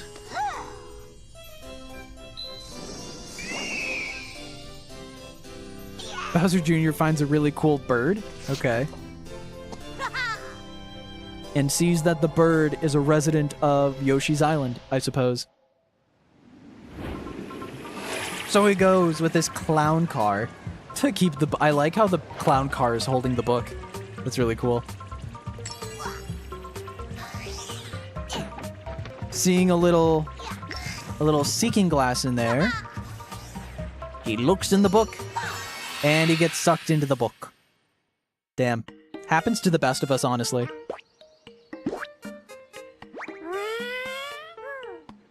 Here on Yoshi's Island, Yoshi and the fellas are just enjoying some fruits as the empty clown car crashes into the island.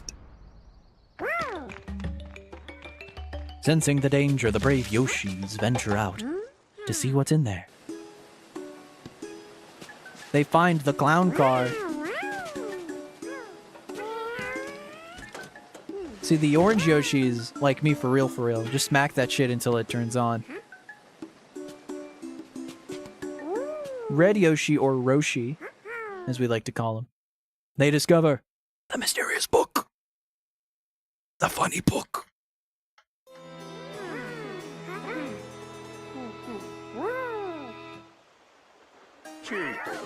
Who's there? Is someone reading my pages?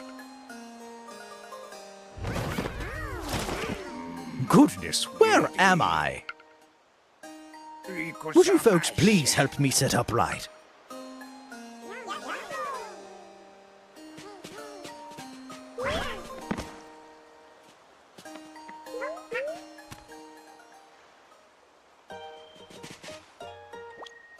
That's much better. Thank you kindly. I am Mr. Encyclopedia, but you may call me Mr. E for short. Now, what shall I call all of you? Oh, so you're each called Yoshi, eh? What a unique group of creatures you are. Seems I've made some mysterious new friends. How serendipitous. Mysterious creatures are the subjects of my very pages. But I cannot access any of that information myself. May I ask you to take a close look at my contents and see if anything is amiss? Well, spot anything interesting? Ah, you've made a discovery. My word! You've spotted a walking flower, you say? Mysterious indeed. Here, try using my magnifying glass to take a closer look. Okay, main menu. What do we have? Select Yoshi, controller settings, other settings, save and end. Let's see the controller settings before we go. Egg toss patient. R to activate the aiming cursor. Oh, I kind of like that. Let's do hasty. It's very similar to Yoshi's Island. Type A, I like jump, gobble, tail flick. That feels right. That feels right. C. No, we'll do type B. That feels good. Other settings. I highly doubt these Yoshis can read. Who taught them? Choose whether or not to display discoveries other users on the system have marked with a check in bookmarks. I mean, I guess that doesn't matter. Don't display. Pause screen. Choose what to display when you press pause, last open page, or pause menu. Mysteries dialogue auto advance during gameplay. Oh, let's do auto advance. And then select a Yoshi. Also, you can hear that little jingling. Wait. Real quick. Listen to the sound effects in the, listen to the sound effect when you select a option here. I know that sound effect. Goodfeel is so specific. They will pick the same, they will use the same sound effects every fucking game, okay? That is specifically one of the sound effects from Kirby's Epic Yarn. And I know that to a fucking science. Anyways, I think I like Roshi. I always liked Orange Yoshi. It's always the vibe. I think I just like the Orange Yoshi with the blue shoes. Is this our brave explorer? Yes. I always like Orange Yoshi, so I will pick Orange Yoshi as my Yoshi for this Oglam. Alright, I think we're ready. Let's peruse and look at this flower. Also, I like how the color's a lot more vibrant when you look at the pages. That's really cool. What is this guy? A creature seems to be hiding underground. Perhaps it's hibernating. Okay. Well, it's a walking flower, as you said. Is it flora or fauna? Plant or animal? We're on the verge of a new discovery. Let's make a note of this. A mysterious creature. Is it flora, fauna, or both? I must learn more about this mysterious new creature. Would you be willing to explore the creature's habitat, Yoshi? If you peer through my magnifying glass, you'll be pulled into my pages. Just let your curiosity lead you while I record any new discoveries you make. Okay. Whee!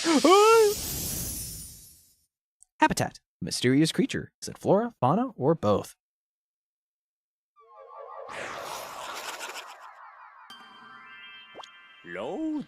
You now stand inside the pages that contain this creature's natural habitat. Exciting, eh? Let me know if something catches your eye. Oh, look at that. Sick. Awesome. Oh, hi you. Yum. So they have a sweet taste. Tastes a bit sweet. I'll make a note of your discovery right here on my own page. Come on, buddy. We're going. Peculiar new passenger. This creature seems keen to ride on your back. Yeah, I got it. Here. You serve no purpose to me anymore. Ooh! The creature caused flowers to bloom. What an amazing discovery. I swear it's an automatic. Did he not just say that it's a, controller settings? Oh, I can't change that. Can't change it here. Okay.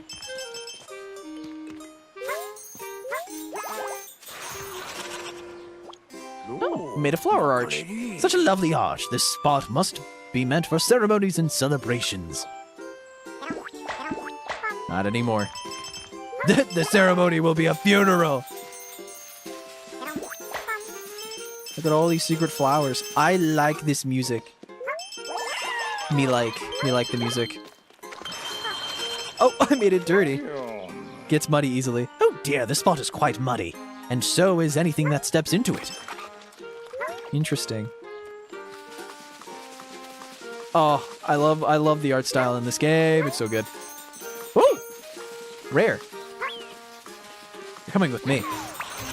Oh, purple flowers. The flowers that bloom will match the color of the creature. Cool.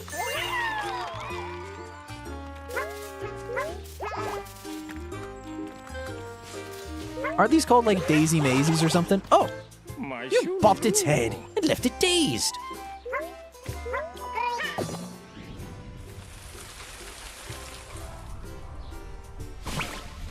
Whoa. Oh, cool.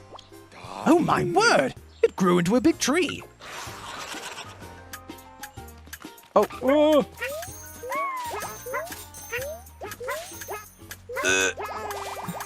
Got it. Hell yeah. Tree in full bloom. This tree is all flowery now too. What's this though? Oh, apple! Oh. Oh, I love that sound effect. Can I grab an apple? Wait, I want the apple. It's my apple. Would you like an apple? Shit, wait. Would you like an apple? Man, I really just... What do you think? Or turned orange. Matched the apple's color. My word, the creature's petals changed in color after it ate that apple. You are egg now. Oh! There's a flower crown! Oh, that's so cute. Yo. Okay, I need to see what's down here, though. Oh, it's the mud. Okay. I'm still muddy. I gotta... Is there a way to, like, get rid of the mud? Let's see. Whee! Oh, it's a blue! There's a blue flower. Oh, I can clean myself. Oh, wait. If I make a flower muddy, let me see if I can clean it. I literally had a muddy flower. Had. Emphasis on had. It's gone forever now. Wait, is it? Maybe the... Oh, whoa! You can just use the right stick to throw. That's sick. Excuse me, we're gonna clean you up. This controls really well. Simple controls, but you know what I mean. Alright, clean you up. There you go. Quick splash, squeaky clean. Oh, the mud has been washed away. Alright, get out of here. I want you. I like blue. Blue's pretty cool. Alright, got some blue flowers. We wanna, spice up the colors around here, you know?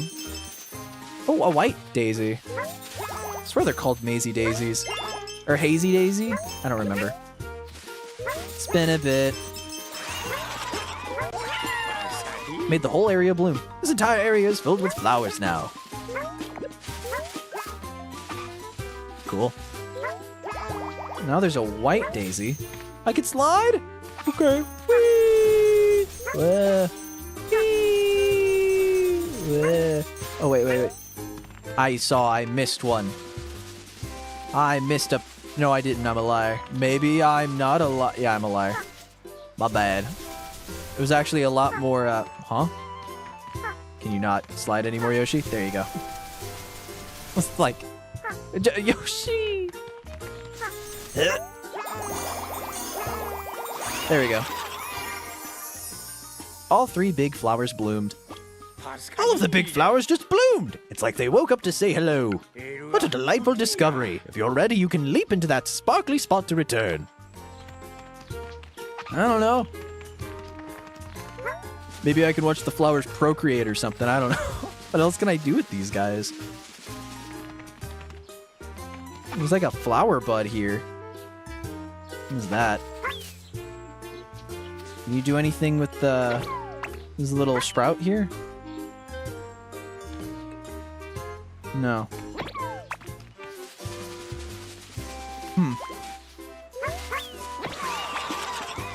Oh, nice! Many different colors. These flowery friends come in so many different colors. How lovely. Oh, it is automatic. Why can't I not slide forever? Oh, I'm supposed to jump. It doesn't have, like, the slide. Oh, is it because of the flowers? Oh, the flowers are what's allowing me to slide. I see. Alright. Amazing Daisy. The golden... Oh, I don't know. Probably. Let's end it there and see if we can... If it gives us, like, any hints for a future one. I don't know. Chill as fuck, though. Chill AF. Yoshi, Sanari. You made so many satisfying discoveries. Thank you, Yoshi. I think our flowery new friend deserves a proper name. What shall we call one of these creatures? I want to hear the... Let's see the low... I want to see what, like, the actual ones they give are. It's floral and funny, with behaviors that baffle. So how about Crazy Daisy? Let me think of my own name. So Crazy Daisy. I will go for... What do I think I'd call them?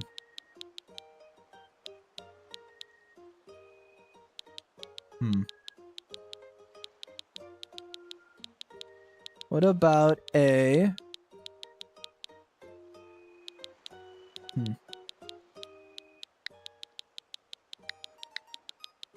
Something with petal. Something with petal. Only 10 characters as well.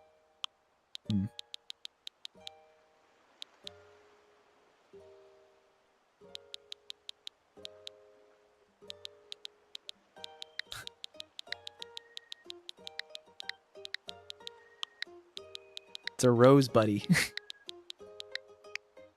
I like Rose Buddy. Rose Buddy, eh? It's not a rose, but I know.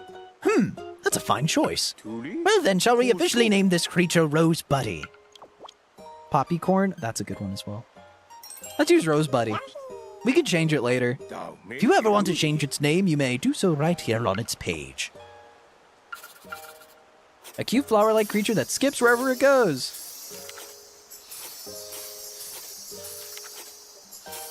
Wow.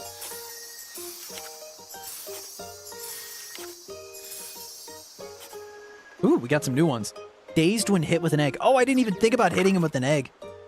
I didn't even think about killing them violently.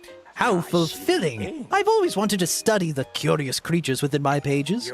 I dare say, thanks to you Yoshis, that wish could finally come true. I'd wager you're also itching to see more. So what do you say, Yoshis? Would you help me explore my many pages? Ah, how wonderful. Thank you all. Now, you can't all rush in together. My pages are too delicate for that. So we'll need one brave volunteer. I like...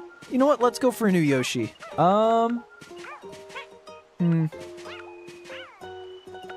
Let's go Roshi. Is this our next brave explorer? Ready to explore. That's just fucking... Yeah, if it gives me the opportunity to, like, swap, that's pretty cool. I like that. Like, just, like, every time. It's kind of cute.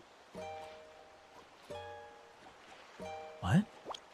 This forest seems to be home to many different creatures. Use my magnifying glass to take a closer look at anything that catches your eye. What's that? Something is hiding among the leaves. And it's hiding so well that I can't make out what it is. Such mysterious wriggling. This fruit might be more than it seems. Let's make room for some notes about it. It's like notes? What kind of wriggling, fidgeting fruit is this? Could this be a new kind of fruit, perhaps? I suppose there's only one way to find out. Ready to enter my pages and explore once more, Yoshi? Oh, no, I want to go back to the Rose Buddy. I want to see what the... What was the one that it said? Dazed with an egg. Let's explore that. Jimmy, we ain't got nothing better to do. We eating fruits. We eating bapples, bruh. Ain't much else going on. So I just fucking dome it with an egg? I can do that. Not done learning about this creature yet, eh? When you're done, select End Exploration. Okay. Hey, man. Sup, fucker. Oops! Became dazed after you bopped it with that egg. Sorry, little one. Fuck you. Fuck you. Fuck you. Fuck you. Fuck you. I think that's it. I mean, is there anything else I could do? I'm trying to think. Like, what if I have one guy... What if I have, like, him interacting... Oh. Huh. It caused flowers to bloom even while airborne. Nice toss, Yoshi. Oh. Huh. Oh, that's cool. Huh. I wasn't even trying to do that. I want to see what happens if I throw them at each other. I don't know. So, like there. Shit. Did I keep okay. So if I throw them like this. Nothing? Alright. Oh well. That's cool. Alright, well I got also all the... We're getting to know this creature much better. Let the learning continue. Oh, cool. Yeah, it just shows it. Add a check. You make a discovery you're particularly fond of, you can add a check mark to it as you did. Any discoveries you mark with a check will be listed on my bookmarks pages. Use this to visit the bookmark pages next, okay? These are my bookmark pages. You can review any discoveries that have been assigned a check here. If you find it helpful to check items you find interesting or need to reference later, you may also review discoveries that have been assigned by a check by another explorer's account. Interesting. So I can remove the check, and I can just go back here. I think I should just, like, add, like, interesting things about the Rose Buddy that we've got now. Also, can I, like, move around? Predict a discovery. Oh, that's sick. So I can just keep going. That's kind of... I could swap this around. You could swap the positions of the discoveries that I've written on my pages. Move the magnifying glass over to the spot where you'd like a place. I'd like to move a discovery. Alright, dazed when hit by an egg. Put that by... Put that, like, somewhere in the beginning, right? Right, it's on Yoshi's back. Makes flowers bloom. Put that, like, here. Dazed when hit with an egg. Just like that. You can reorder and reposition your notes to your liking. That's cool. I can put, like, the basic, like, ones then, right? So, matching flower. Yeah, bloom in matching colors. I think that's priority. Easily dazed when bopped. Muddy easily.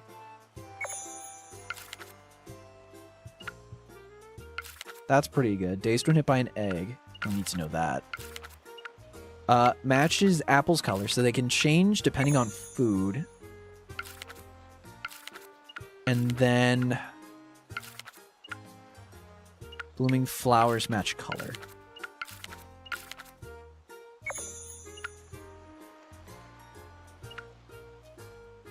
So I think that's a good thing of, like, color, right?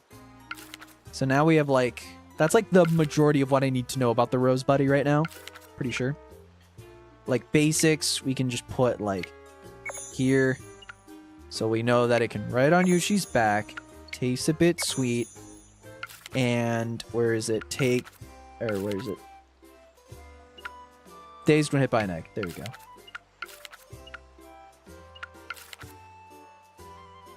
Get rid of that. So that's like the basics of the flower buddy, right? This is like the majority of what we need to know, like for puzzles and shit. We got all the flowers. Flowers grow to a big tree. And then let's do like some story stuff. Or I should put this in the basics. Makes flowers bloom. Let's see. Is that like a whole full-size thing, or can I put that? Okay, cool. Interesting. I like this. Oh. What? There we go. I want this to be like the story page, right? Uh-oh. Uh-oh. I'm getting addicted. I like the... Again, this is a cozy game. Okay, I want to get something on the mud, right? This makes flowers bloom, tastes sweet. I know this is late to mention. I was driving earlier. I enjoyed your Metroid app, even if I joined halfway through. I was listening to the Gift of Gab on rainy evenings. That's a vibe. Low-key, that's a vibe. That's the story page.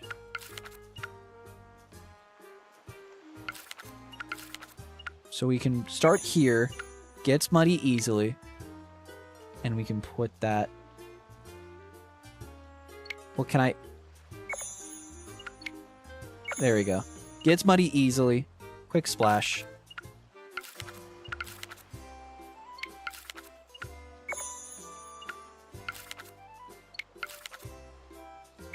There we go.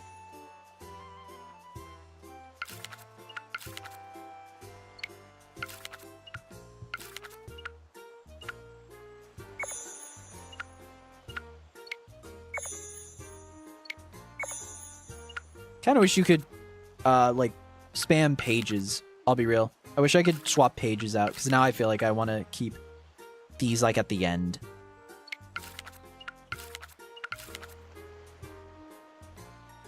Can't, like, put this here. Alright, whatever. It's fine.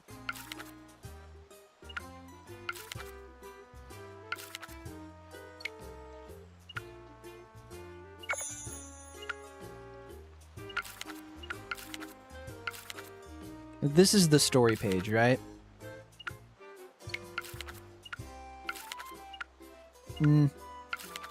Let's put this info page. Now let's put this info page in the next page, right?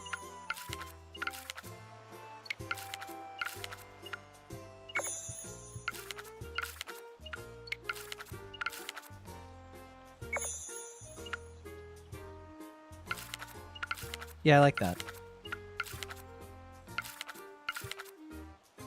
And then we'll put here.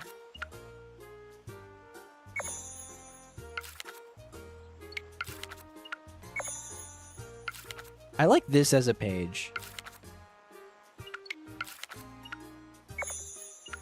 And then we'll put you here. That feels right.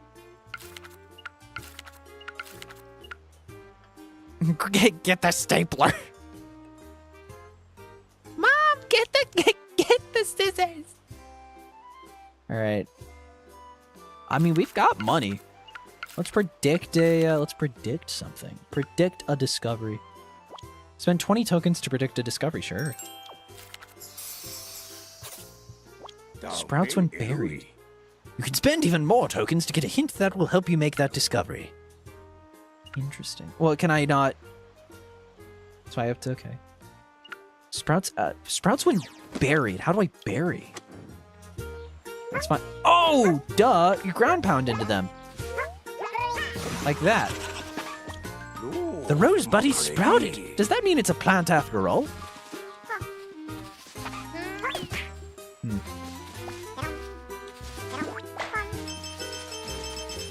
But then how do I carry water? Well, that's not how. Oh, I can't completely cover myself in water. That's cool. Huh. Ma, get the stapler.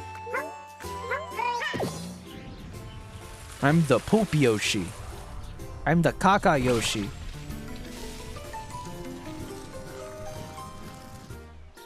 So what if I put a... So question then. One, I gotta clean myself up. Thank you. And now, if I like take if I take a rose buddy, place it. If I place it down like here, right? Sprout it and get some water. Huh. Can I eat the... No. Afterwards I cannot.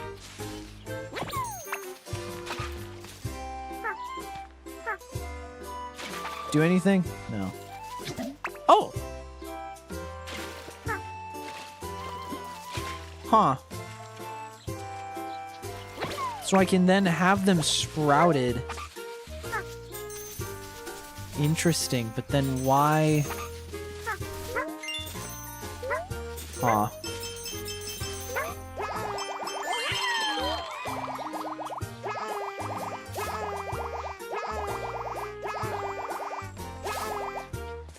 Huh. So what can I do with this then? I think I need something that like makes... So what do I do with it sprouting? Oh, well. Huh. What if I...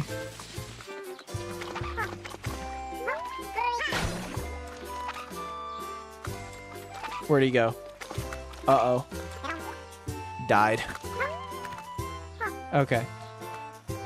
Interesting. Let's check. I got that. How do I grow it to become a big tree? I need to sprout it, and then I need to get water on it.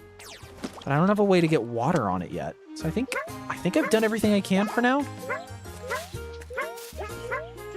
Pretty sure.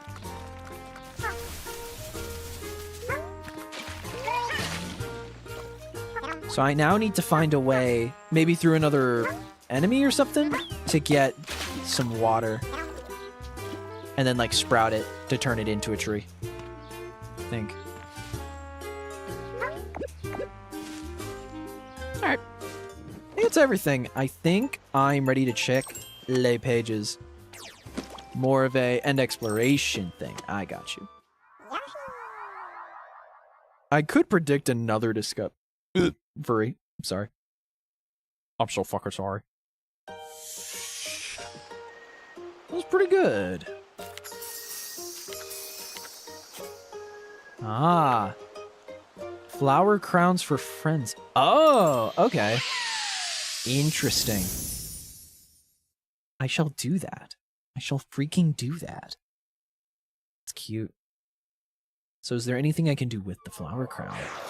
Or is it just, I get the flower crown? So I gotta wait for you here. So I need to have you sprout some flowers, right? Drop you down here. Make a flower crown. And then just like crouch. Hey friend, can I have the crown? Thank you. Oh, you've been given a gift. Looks quite dapper on you. Huh. I wonder, what would this clearing look like if each and every flower were the same color? Each and every flower. That really it? When they bloom flowers, can they change only the color? I wonder. When they bloom flowers, can they change only the color? Oh, cute. Alright. So if I guess for this example, right?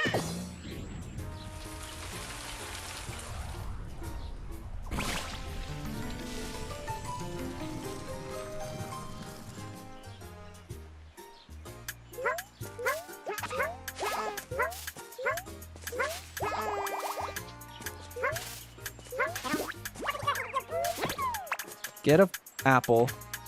Have you come in. Oh, wait. Here's an apple. Fuck. I did the wrong thing. I'm so sorry. I'm so fucking sorry.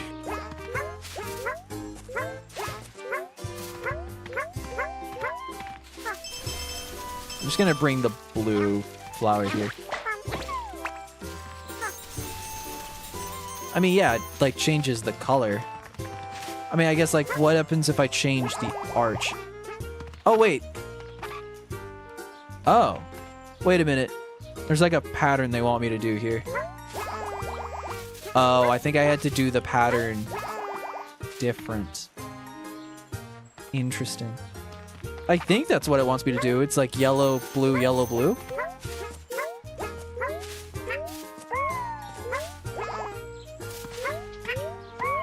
Oh, that's cool. You have like a little triple jump. Oh, that's sick. I wonder. Interesting. What if I start over?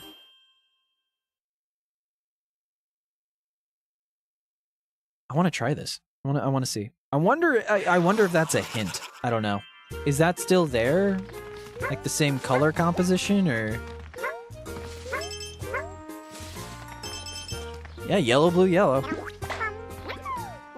Okay. Well, no, it can't be yellow, blue. Okay. Maybe that's for the next one? Why is it saying yellow, blue, yellow? I don't know. I feel like this is a fucking thing. Whatever. Let's see if I use a purple flower. Just see what happens. Oh. I say the arch is quite colorful now. Oh, cool. Yeah, you had a different color. Alright. I wonder how many different colors of these flowery friends are there? This could look like in each and every flower the same color. Noted. Yeah, let's try to use every flower of one color, I suppose. Like, just don't change colors and just do all of one. Maybe.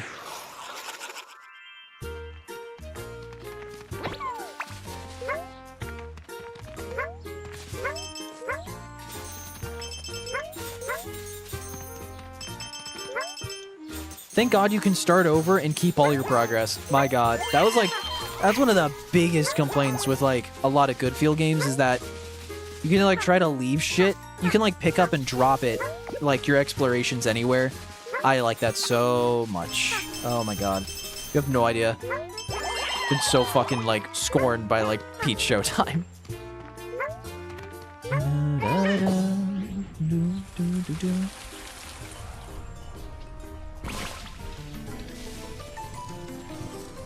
Oh, I see. So the flower buds go away if I don't get them in time. There you go.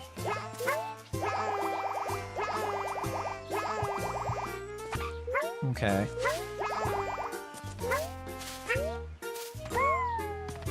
Whee!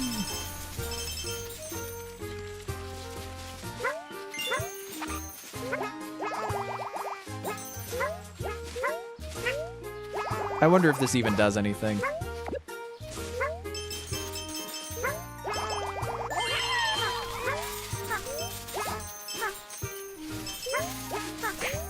Excuse me. Excuse me, good fellow. I must be on my way.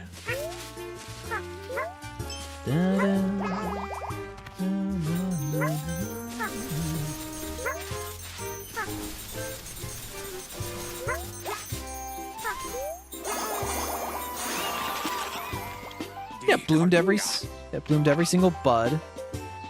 Okay, what would happen if I tried to use like different colors on these though, on the big flowers? I don't think I had a I don't think I had a yellow. I mean, we could try. Why not? Why not? You know, why not?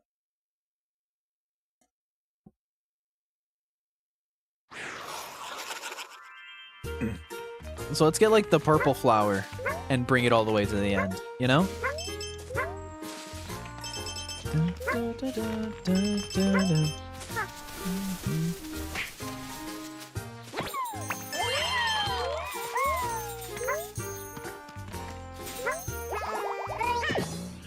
I feel like that yellow, blue, yellow, blue, yellow is like that has to be a, I don't know, that has to be some sort of secret code, right?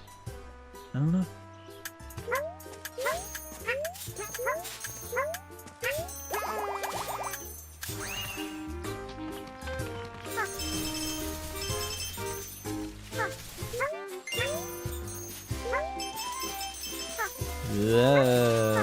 Ow.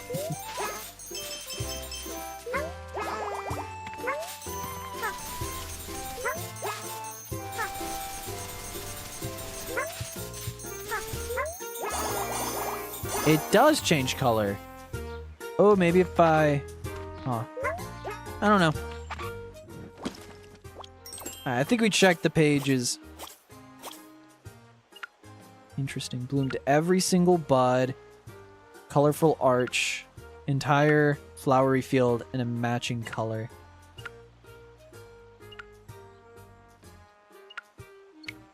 What do I want to swap that in with?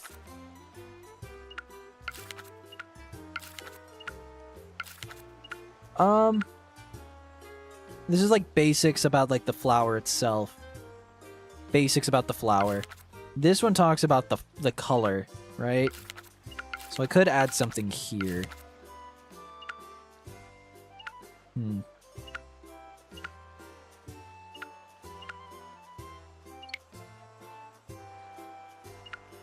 The entire flowery field in a matching color, yeah. This could be put in the mud area, I suppose? This really doesn't go anywhere else. So.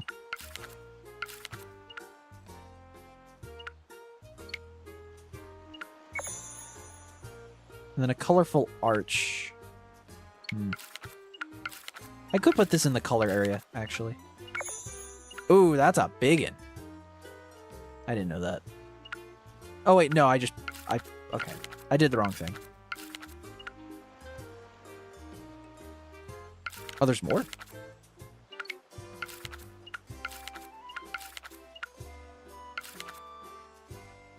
Like that. Oh. Oh, no, that really is just one thing. Let me see.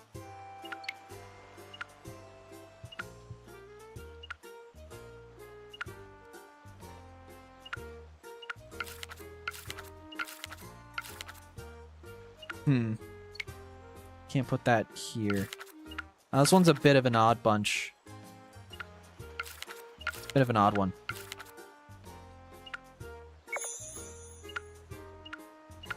Yeah, that works.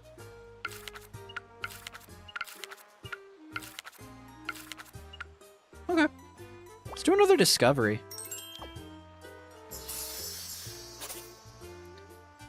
Makes apples grow. Oh my gosh, I didn't think to plant the apple. Yo.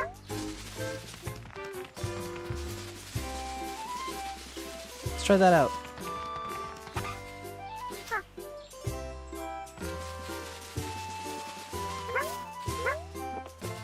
Let's grab an apple. Dun, dun, dun, dun, dun, dun.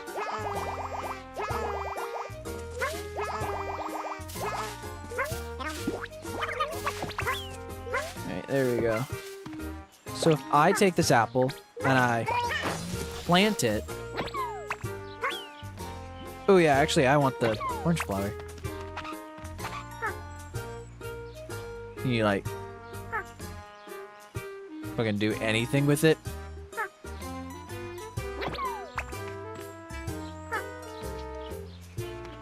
Kiss or something, I don't know.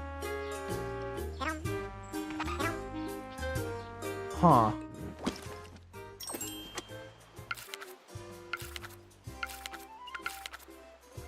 Makes apples grow. How?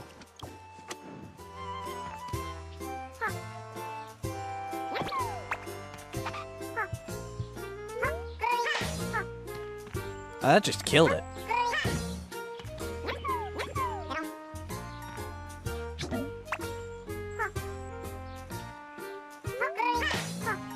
Huh. Makes apples grow. Oh, yo. Omnidirectional.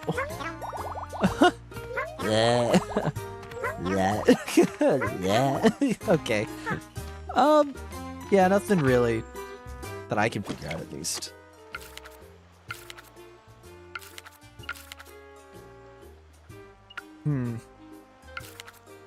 Let's do one more discovery. If I can't figure this one out either, then... Grew a fresh patch of grass.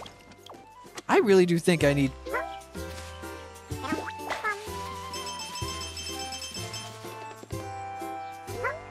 I need something that can, like, bring water.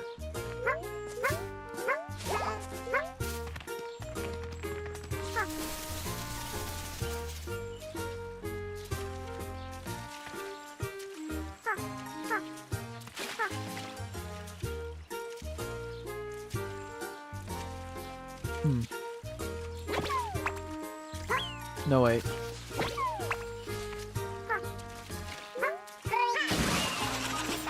Yeah, perfect. The creature, they create a full field of flowers if you bury them in a puddle of water. Interesting. So I bury them in water, so I'm assuming the same would go for an apple then.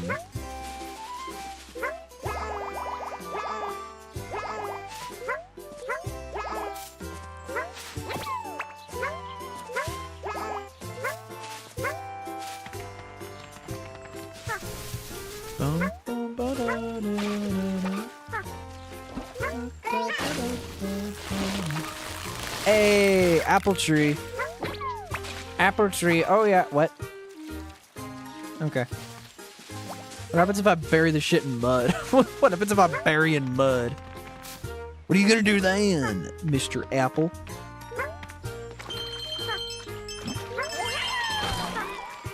What happens if I give them a poo-poo apple? What happened then, Mr. Funny Man? What happens if I give them a poop-covered apple?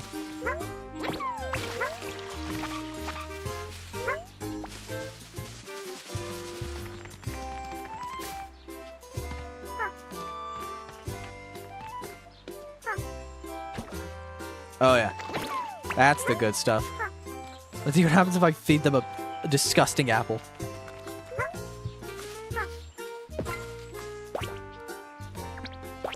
Oh, you're chill with it. Okay. More power to you, buddy. Fresh apples.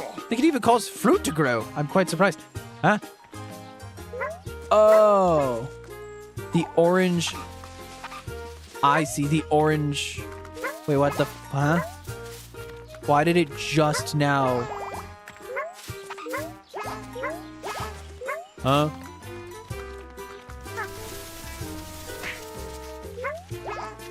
I am confused. Is it because... Oh, I see. Interesting. I need to mark that. I need to mark that specifically with the orange apples. Or with the orange flowers. So this needs to be its own page. Yeah, this can go here. Flowers bloom in matching colors. That's a basic thing here. Where's... Oh, no.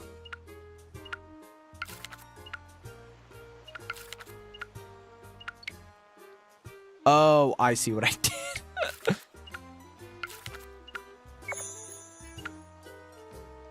I think that would be pretty good. I need to put this. Put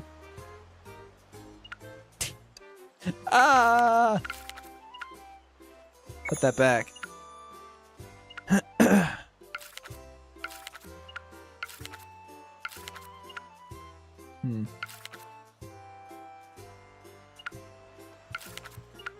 I need this to be its own page, but I want it to be a little closer to the front. Like, this is like the very, like, bitch basics of it, you know?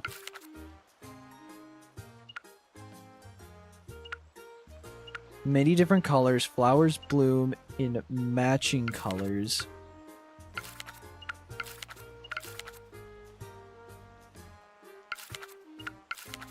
Yeah, I feel like that's good for that. And then I'll do matched apples color. You know what I could do? I could actually have the color page be its own thing, right?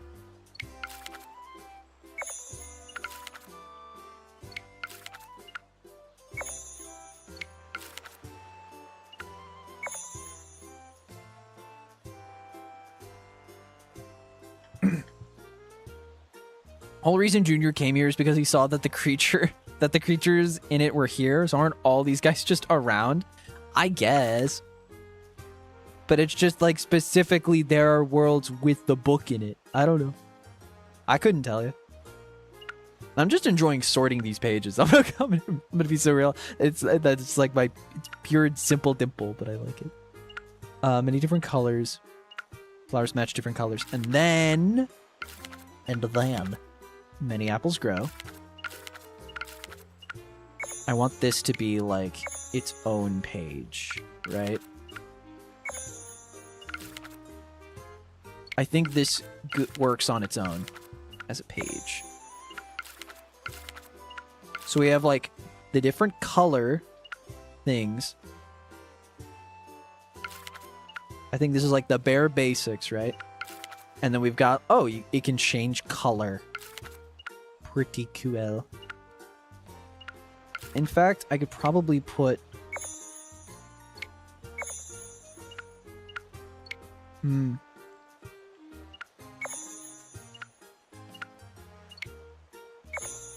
I kind of get it. So if it's a 2-star, it's its own thing.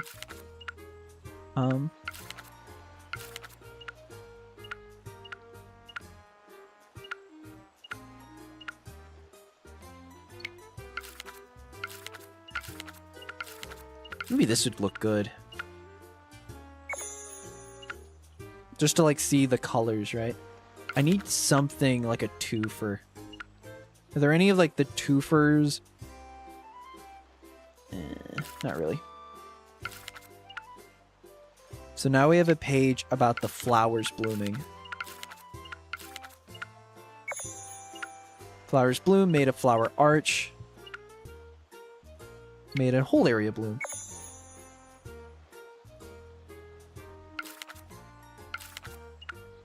Causes blooming when tossed. So now we can add all of the things here. And then could do bloom every bud. Kind of makes sense here.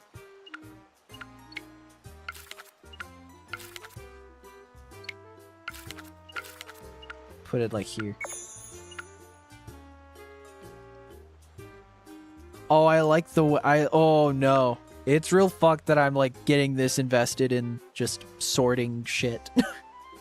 Low key, it's zen as hell.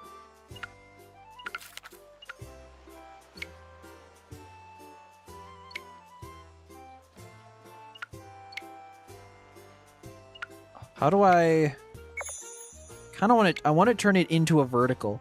I think I have to do it where I turn it into a 3 and then swap. Yeah. I just do... Oh. See, the thing is you can't turn it into a vertical afterwards. Which... little annoying. Kind of like the vertical, low-key. I think it only can be a vertical this way, which is a shame.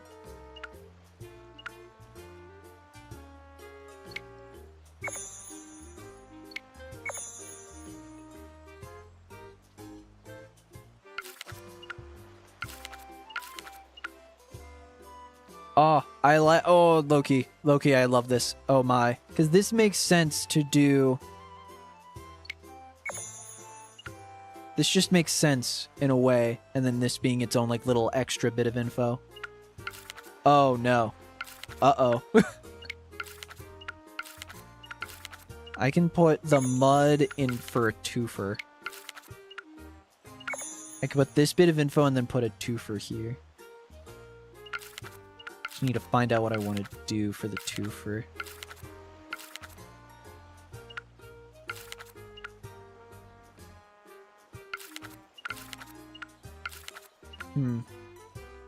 Could put the twofer actually here.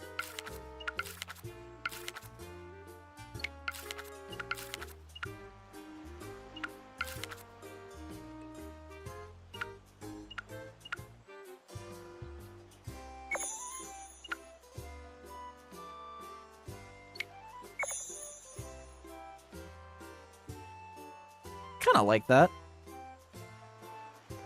Oh, fuck. God damn it, I really like this. I really like this sorting system. Oh, no. And I'll put this... Actually, let me... No! Back! Pull me back! I'm not done.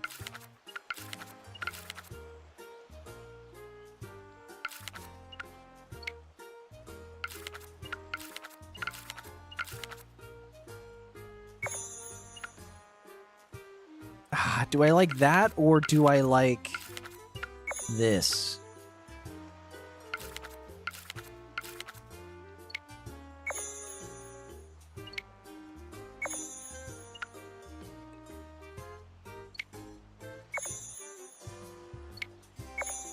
Just the bitch basics page. I didn't find the third. I didn't find the third star, the coin? Or whatever the fuck.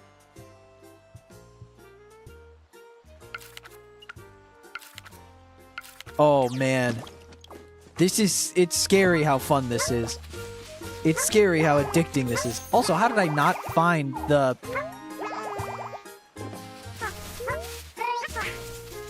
Where's the third? So this is the... Oh. Huh? Oh... I found them all, but it's not that I haven't found them before. I got you. Okay. Let's do a little more. If there's more I can do, then... Let's find it. Colorful community. Just have a bunch of flowers all at once? Okay. Let's put them all up here. So we've got orange, yellow. Let's get the white rose buddy. Put you in there. I gotta get a blue. I gotta get little Mr. Blue. Come here, Mr. Blue. And then do I have the purple? The purple... Where did I put the purple? Oh, no. Where's purple? I ate purple, didn't I? Oh, no. Where is purple? Uh-oh. Maybe purple's back here? Oh, no. Okay. I might have to restart, just because I don't want to find it. Restarting is the one good feel game that it's, like, easy to start over in. God forbid. That's insane. Yeah, that's fine. I love this song. Oh my god, it's so catchy. It's so woodwindy as well, which is so nice. Guys, I think this game is good. Guys, I think the game is good. Shocker. Shocker, 𝒂𝒂𝒕𝒊𝒏𝒂𝒂𝒂 like Nintendo game. I know, but it's just so chill. Such a vibe. I've spent the past hour just doing the first fucking level in the game.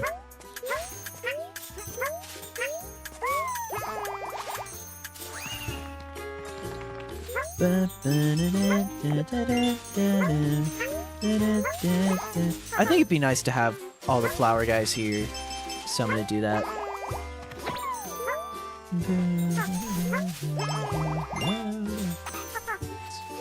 A nice little get-together with all the flowers.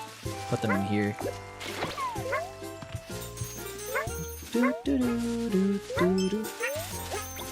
Here you go. I just need to get a apple flower.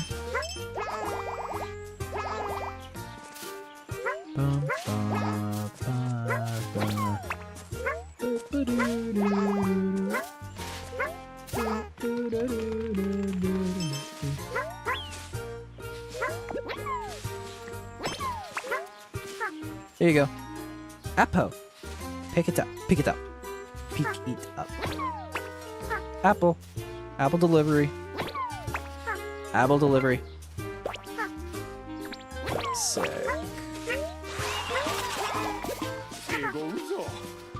Oh, they gave each other different floral crowns. That's so cute. Every color of Rose Buddy is gathered together. Cool. Could you use the switch by the new tree to change the colors of its flowers somehow? Could I? I don't know. Oh, colorful community. That would work so good in the colors page. Oh, no.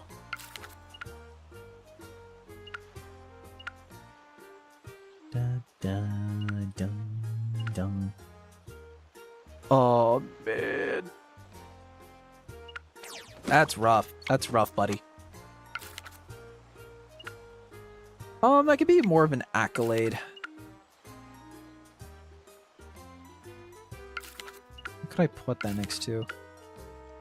Oh, I want this to be in it. Well, I guess, yeah. So take this and replace that, right?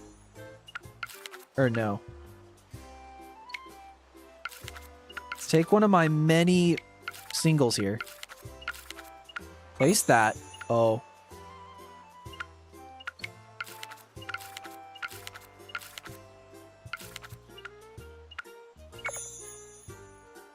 Then take colorful community. And oh, son of a gun. Take that. Oh, and apple. I don't have a place for that, honestly.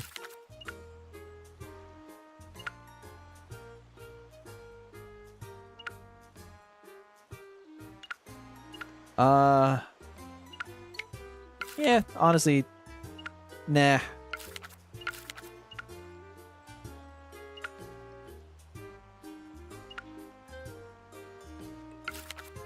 Oh. Uh-oh. Uh-oh. Can I then? I can. Interesting. You know, I could put the apple next to the water. The water one. Could.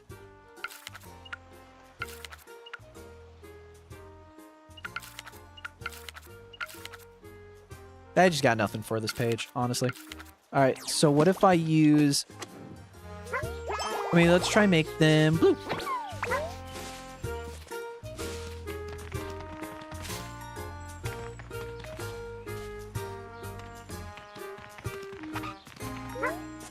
Wait, what? By the new tree to change the colors of its flowers somehow. There's not a exclamation mark switch though. Is the switch by the new tree?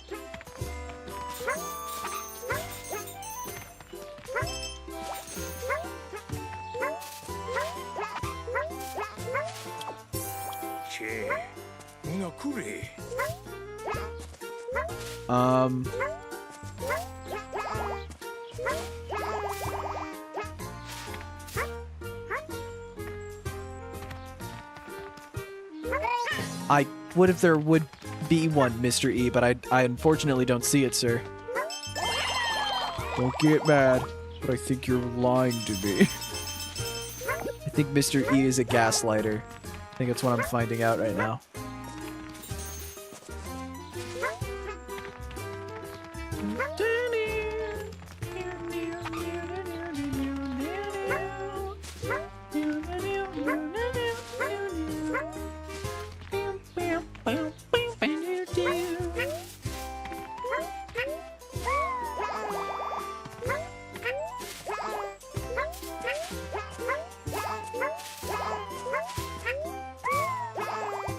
Huh.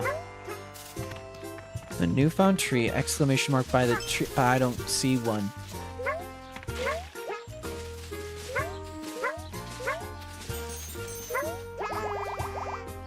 Is there one that I'm just not seeing?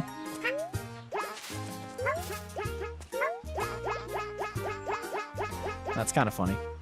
Mr. E, I think you're having Switch by the new tree.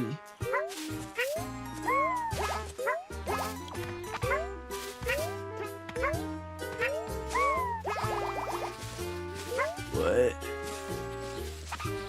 You lost your freaking mind, yo?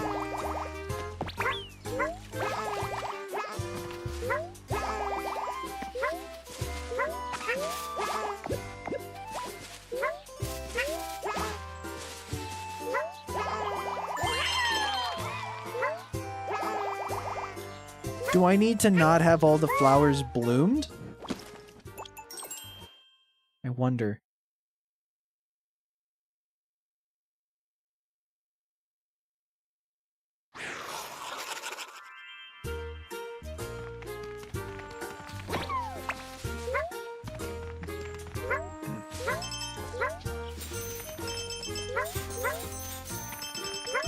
So is it just like if I don't... But it doesn't respawn, right?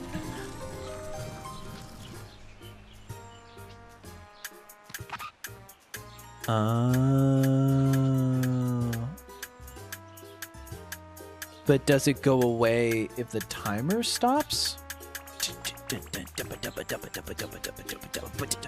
It does.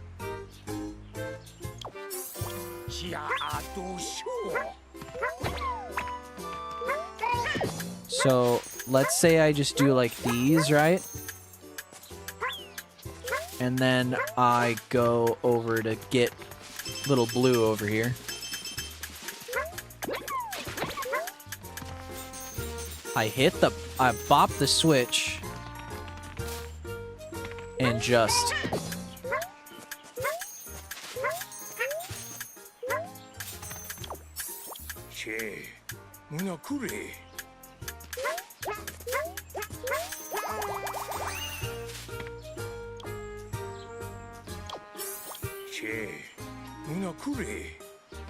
huh.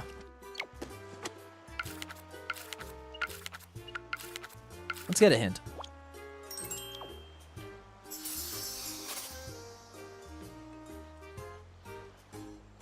Uh-huh. A tree of many colors. Okay. That should be pretty easy.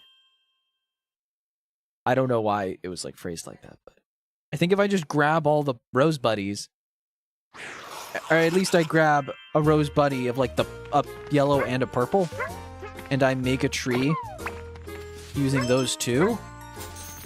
So if I just go over here, stay here. Oh, other way.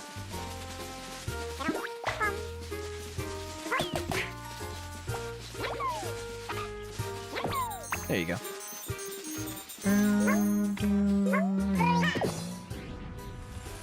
And basically I toss a purple and then finish with the yellow, right? Wait, 1, 2, 3, 4. Oh, wait.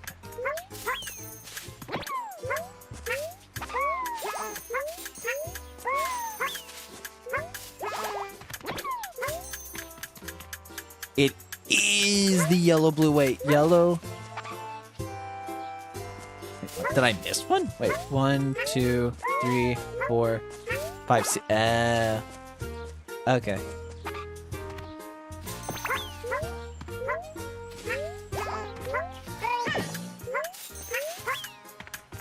Grab purple.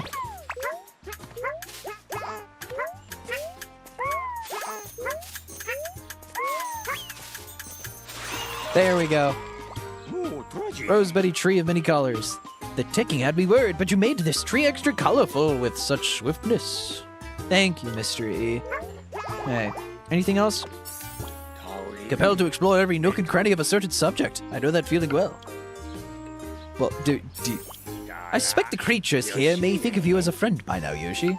Yeah, I'm not getting anything new. We've learned quite about this creature, haven't we? Yet there's still more to learn.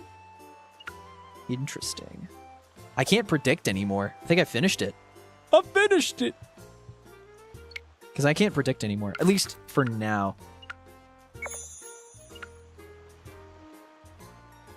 Single tree can bloom into many different colors. Do I have that? Yeah. Bud tree. So, you know what I could do? I still don't know where to put this one. I could...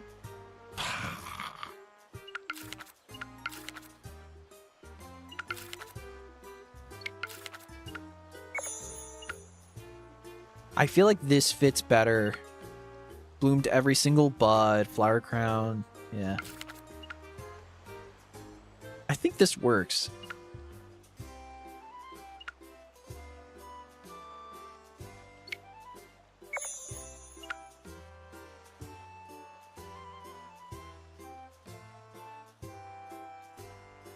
This makes more sense for a blooming thing. So I think we replace... But this is just simply about blooming. This just means that the flowers can match the bloom. Oh, yeah.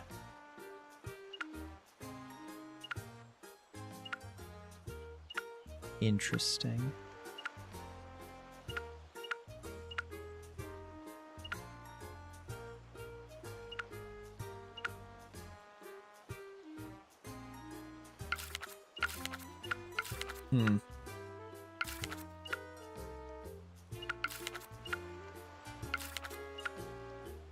Could I do... Place that. And then...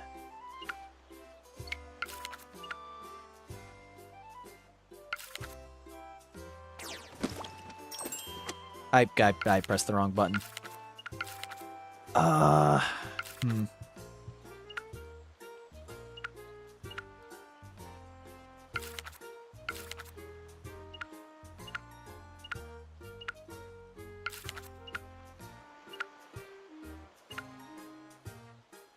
I think this could be with the mud, honestly.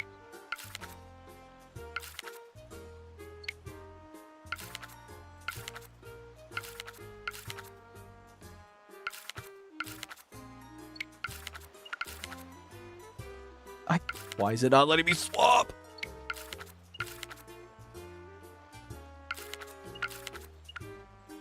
Whatever. Where am I going? Bloomed every single bud. I want this area to be more... I feel like that's a complete thing, flower. And then this can be the more unique things. So I think I swap out this with this one. Yeah.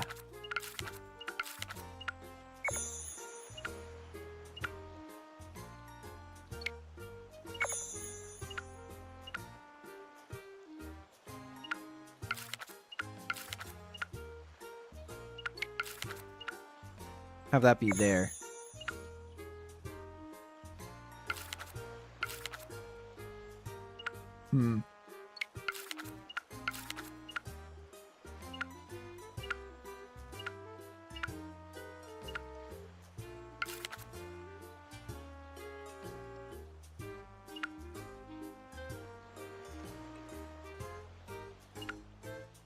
Maybe? I don't know. Like, these look nice. I think this being the one... I think if I just swap this with...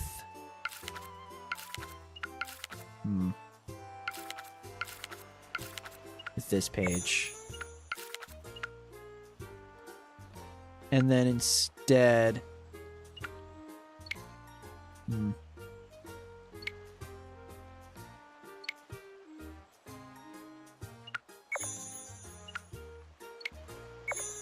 There you go. That's a little bit of variety on the page. Yeah, I don't like it. Hello, welcome to Gab the KiRBiZOiD fucks around and just doesn't play the game and just sorts. Inventory management. I don't know. I just enjoy... I enjoy so much. So I think, yeah, colorful community being the first thing. Showing like the basics of what you can do with color. And then... Yeah, I feel like this is just more of a... It's more of a claim or an achievement than it is a,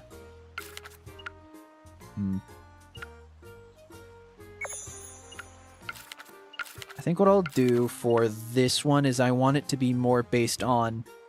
So yeah, we have a colorful community. You can... flowers match the color. You have a colorful art. Jesus. And then for the... Rosebud tree of many colors, right?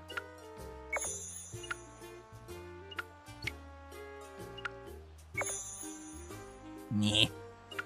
Alright, I want to ruin it.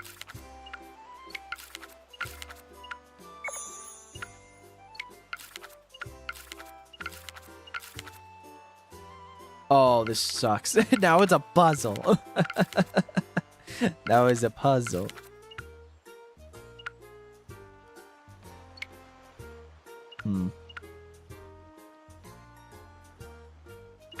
I like having these two be up here with this stuff. This, not so much.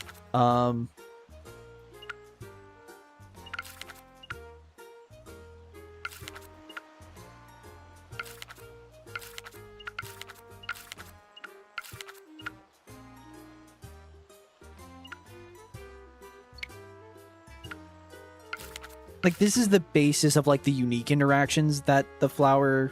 that the rosebud can have. This is the basics of the flowers. Yeah.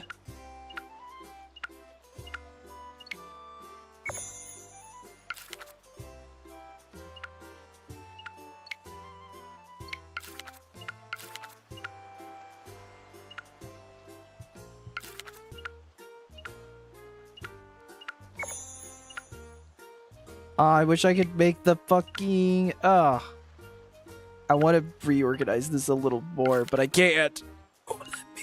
It won't let me anymore. What if I... It won't give me any more pages.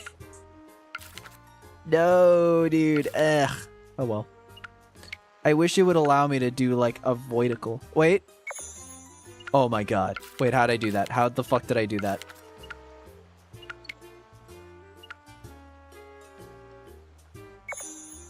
Oh! Oh! I did it! Hell yeah.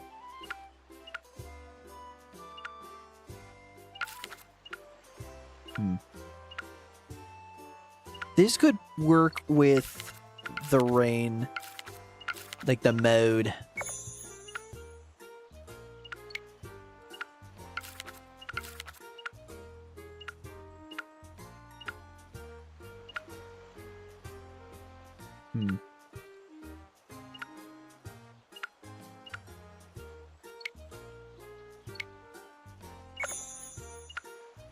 I don't know how I do that. I like having the colors be its own thing and then having the apple be like a fun little extra fact. And then having the flowers be its own thing as well. I prefer this be like a side objective, right? So you have like these 4 things and then an achievement with it, right? I think that would be cool. Every flower field with a matching color. That's probably the best one for the color. Or rose tree of many colors. I think rose tree of many colors would be better. In my opinion. I think that looks better. Got like an interesting idea on like all the different colors and all that. For this... Let's see. Bloomed every bud works better here. What are some basic ones? Flower, arch. Let's do that. Yeah, flower crown is exactly what I was thinking. Put that there. Oh, you move where the... Okay, I understand now. I understand. Sorry, I'm just enjoying sorting my book that I'll never look at again. I don't know why. It's just really fun for me. Let's see. Makes flowers bloom. Very basic. Causes blooming when tossed. I feel like that's more of a unique interaction than it is an actual...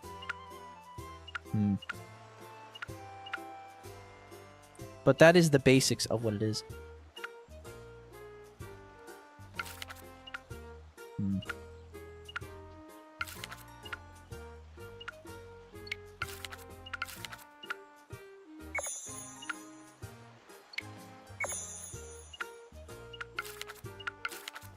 Bloomed every single bud. Flowers are bloomed. You can bloom when they're thrown. They can make flower crowns and made a flower arch. Maybe that. That's like the basics of what you can do with them. And then here's some like unique things you can do with it. Just like this.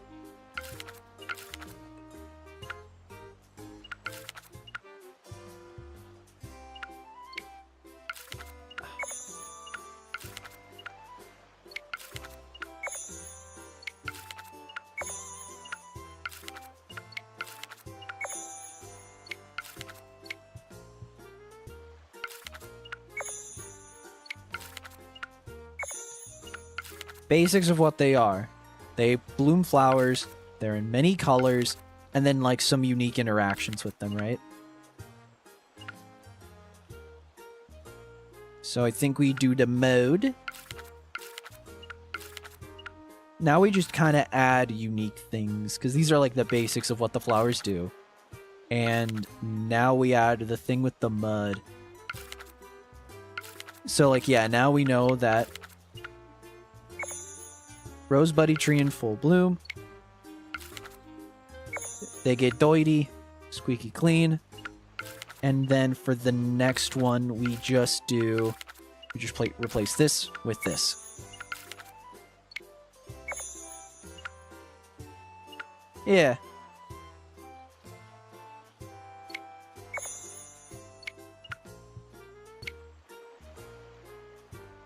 I like that.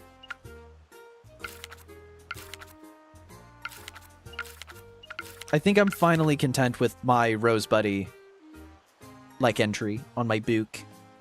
My funny book. Rose Buddy, cute flower-like creature. Skips everywhere it goes. Shows the basics of like the unique page.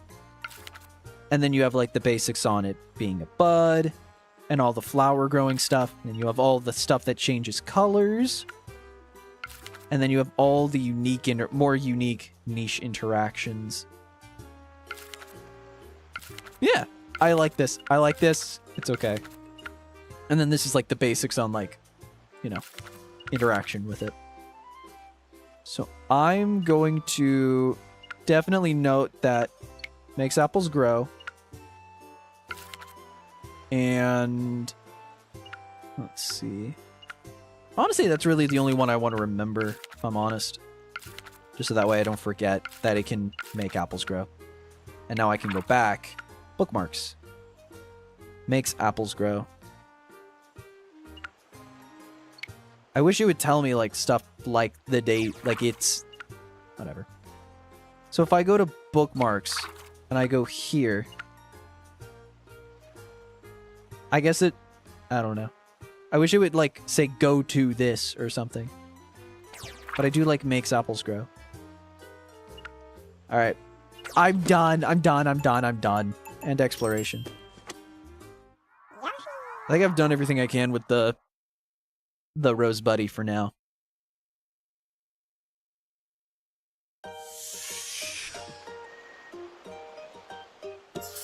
This is scary. This is scary how addictive this is. Oh wait, can I add a new page now? No. I guess that's everything I can do now then. Alright. Let's try a new Yoshi. Can I just hold... Oh, sick. Alright. And done. Purple Yoshi. Purple Orpal time. Alright, we're gonna be purple. Turn to the pages. I have this little vine thing. What kind of wriggling, fidgeting fruit is this? Orpal time. Oh yeah. I'm Zen maxing right now. It wasn't painfully obvious.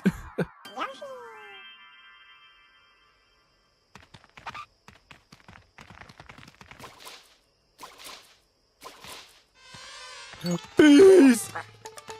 Oh, the odd cluster took flight. Oh. Get fucked.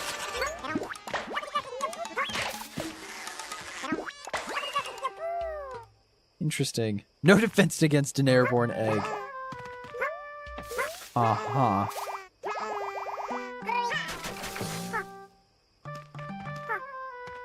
Look at all these flowers. No! They took the smiley flowers with them. Here's all the bees. Here, let's see what we can do against them. Oh, wait.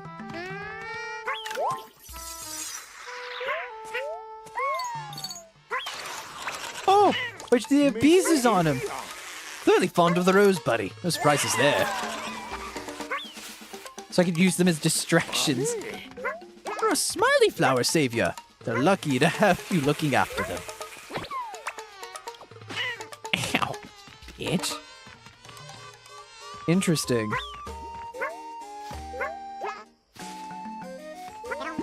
Oh, sick. Wow. Hives have an interesting texture. Oh.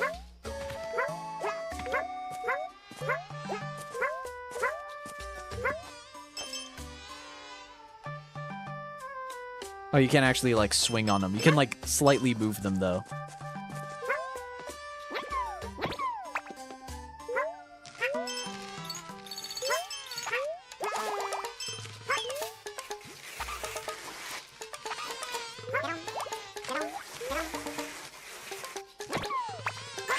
Got it.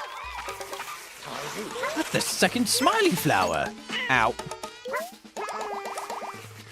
Covered in honey. Wait, is honey? What kind of tree does this make? You have water?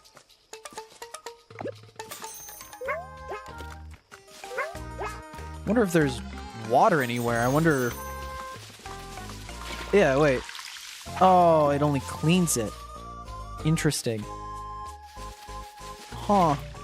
Okay. Do you do anything unique if you're a blueberry? No, you just bloom blue flowers. Okay.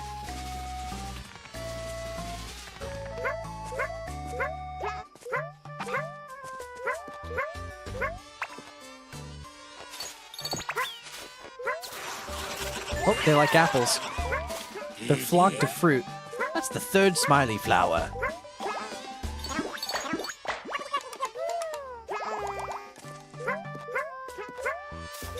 Ah! Apple! Go! Go forth by apple. Is that a paper? We gobbled it up in a single gulp. Quite an incredible combo meal. Oh, oh. Oh, wait, what does it taste like?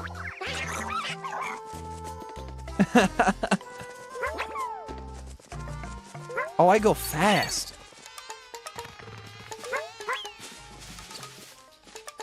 They do not like the fire fruit.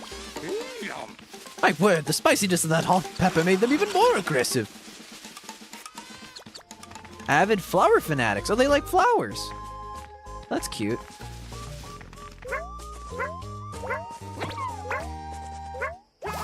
Well, I want to see what these guys. I want to see what the Rose Buddy thinks of a spicy peepar. I want a pepper tree.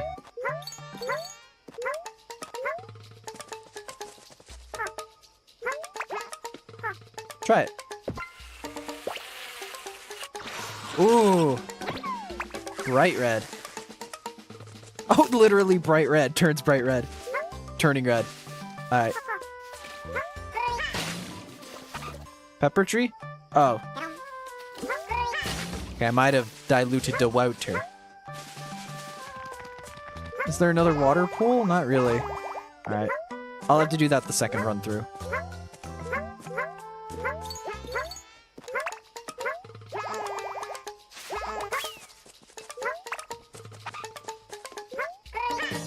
Interesting.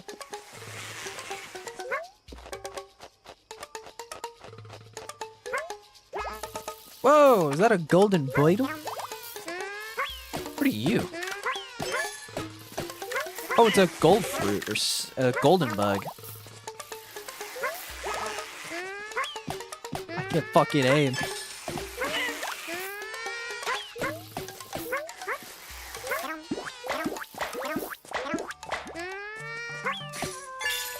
Oh, nice. Got a bunch of money.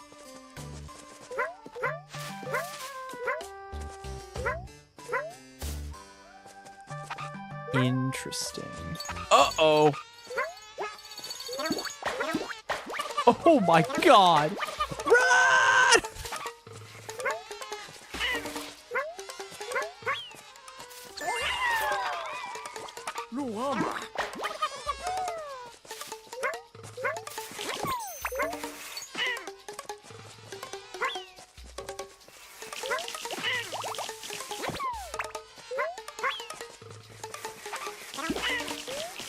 These guys are fucking crazy.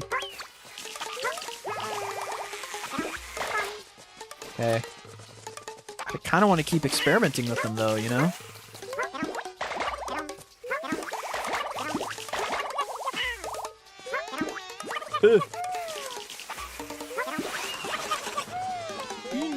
Moved the big huddle of hives. Can you break this? Thank you. If you could break that, then you could definitely break the boulder. Come on, guys. Follow me. Follow me. Come on. Come on, fellas. We've got work to do. Never mind. Their work shall be conducted elsewhere. Were there not hives by the rock? Oh, I ate them. I aided them. I see. My bad. I can hear them. They know I'm here.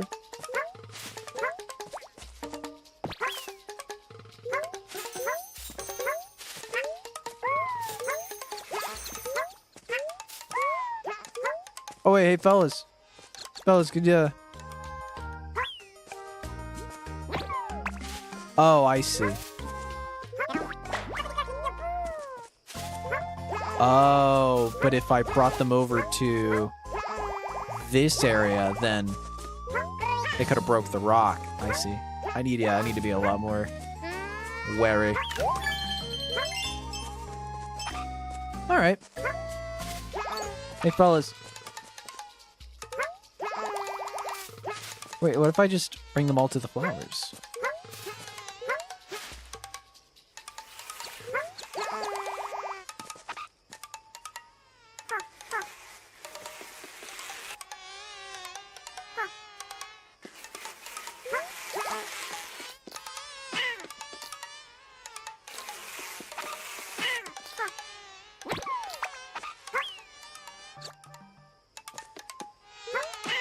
Okay, get right there. Okay, a little bit. Perfect. I say you rocked that rock. You rocked that rock with hot pepper-powered stings. Okay, so I can do that with the other rock then. I just gotta pepper them up. I get it. I think I get it now. Me tinks. Oh. Good. Run. Run. Haha, you damn fool. You damn fool. Saved all the smiley flowers. Saw and Ray, you rescued each and every smiley flower.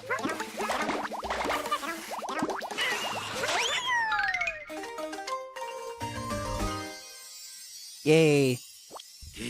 Ready to end your exploration here. Yes. Yes.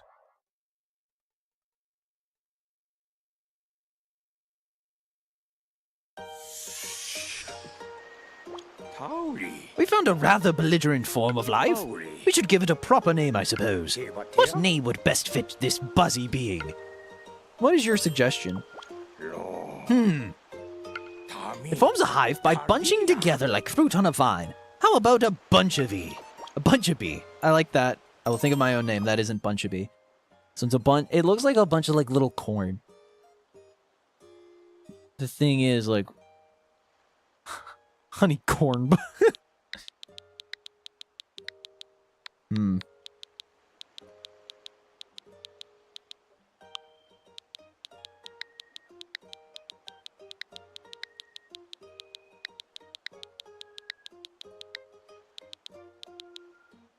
I like hive mind. I don't know.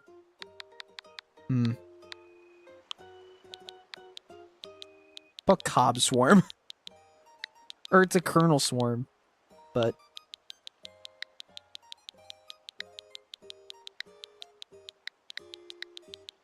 because it looks like a corn. It looks like corn. But it's on a vine. So I wonder what I would call like a bunch of bees on a vine. Bees on the vine. I don't know. Let's see. I don't know what I would call these.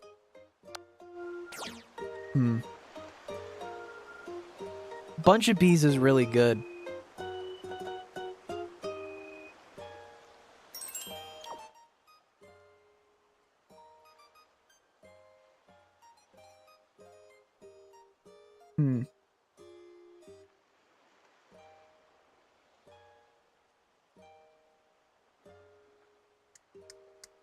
What are the fucking what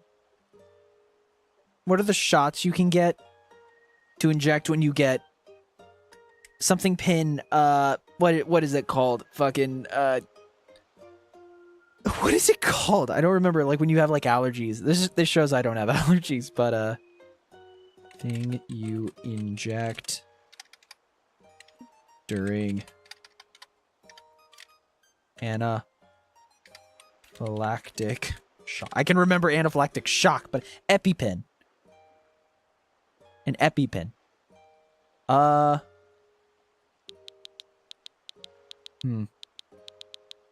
doesn't really work.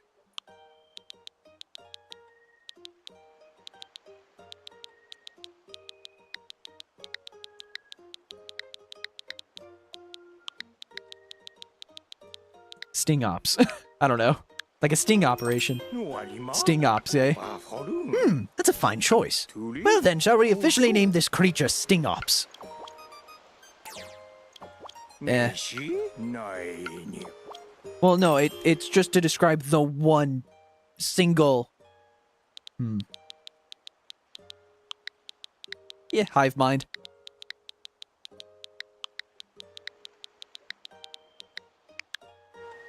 Hive mind, eh? That's a fine choice. Well then, shall we officially name this creature Hive Mind?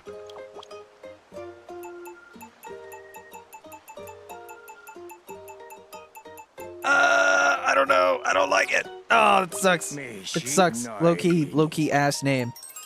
Rose Buddy was really nice. I want to try to keep thinking of cool names.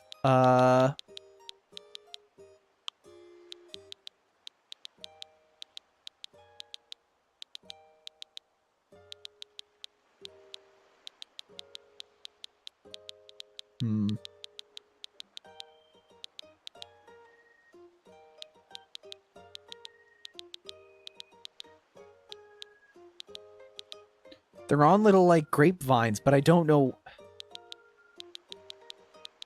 What would you call, like, a grape bee?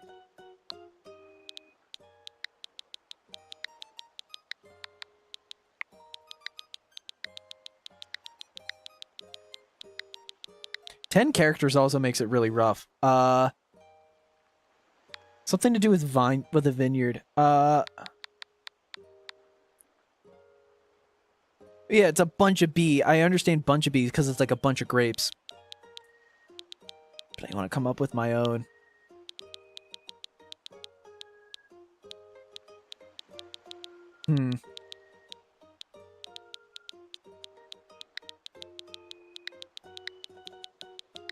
Maybe something to do with cluster.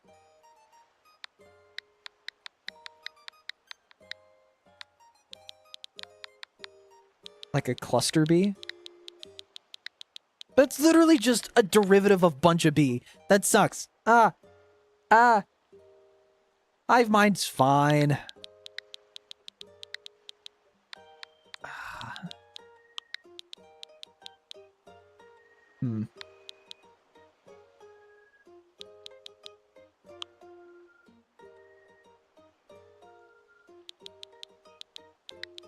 How about... Because there are, like, a lot of people working together. How about Dandorby? Like Dandori from Pikmin. a Dandorby.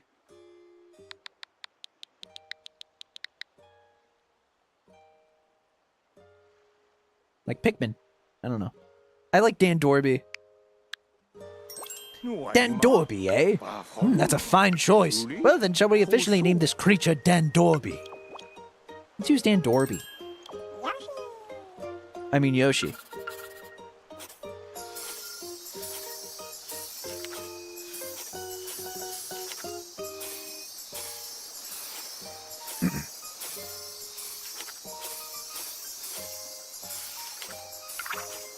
And we got extra ones for the... Oh, no. Don't give me an extra pages for the fucking flower. Don't do it.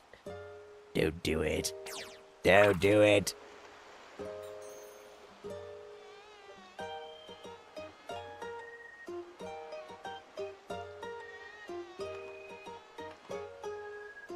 Who's this guy?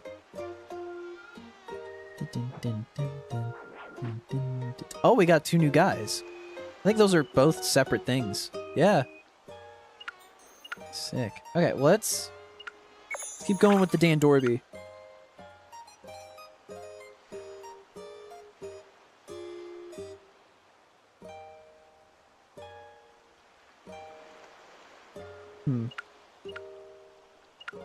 So I know I want to do more stuff with... Oh, don't give me more pages for Rose Buddy, you bastard!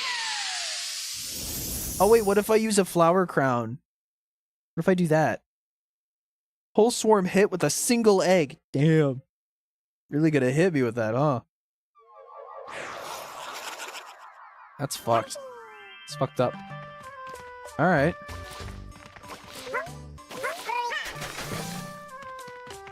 Alright, well first off, I want to get a... Sorry, buddy. I want to get a pepper. Make a spicy, not that. Excuse me. Excuse me, fellas. Grab one of these. And, give that to them. Oh! What?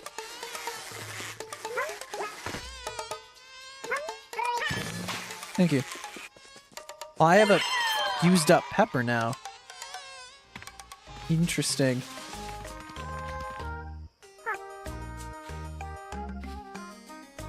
Don't want it? Does not want anything to do with that.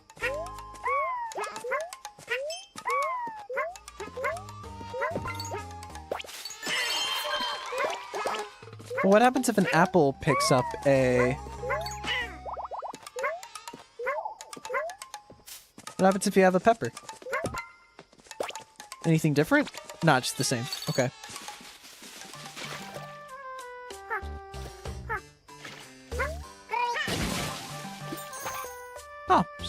Oh, just red flowers. Okay.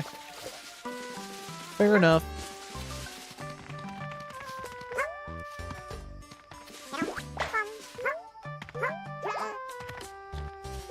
Oh, this is just the hive. Okay. Can I pick up the hive?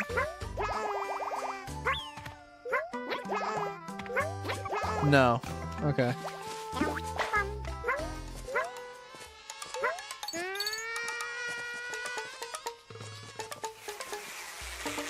Got him. Nice. Good shit. Clever aim. So that's why you waited for them to cluster together, eh? Yup. Sure.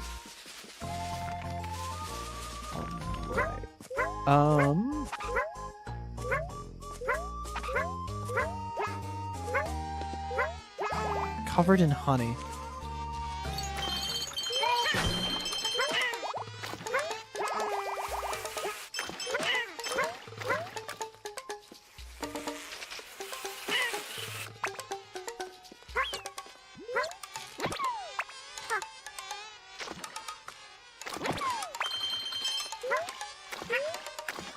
The bees are covered in honey too, but they just don't care. Alright. I want them to make a flower crown. Wait for them to make a flower crown, and then I want to get the flower crown.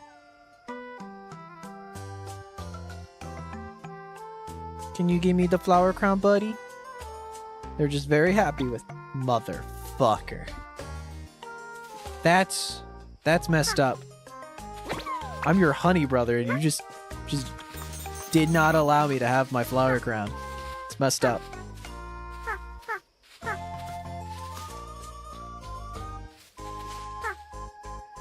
Alright, make the flower crown. Thank you. What do the bees think of this? I'm covered in honey. I have flowers on me head. What more could the bees ask for? Have my crown. Want the crown? Oh, nice. Yeah, they like the crown. Heavy crown for the dandorby. It landed on the flower crown that Rose Buddy made. Oh, yeah, that's cool. Excuse me, I'm a little busy right now. The hell is this thing? Still got him. All right.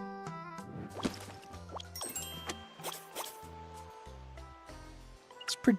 Let me see. What do you have to say, Mystery? To save the day, you must avoid any dandorby attention and act quickly. Interesting. So do it without killing a single dandorby? Or is it not to not kill a dandorby, or to not get hit by a dandorby? The dandorbys favor flowers. Would a bunch of blooms distract a larger swarm?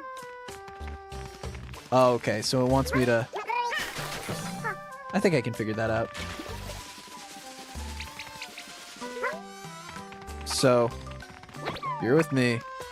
Basically bloom all the flowers and not hit a single dandorby. Man, using the right stick to just flick a bunch of... or just to flick the egg. Pretty good. Or just to insta-throw egg. Pretty good, if you ask me. And I would give you that exact answer.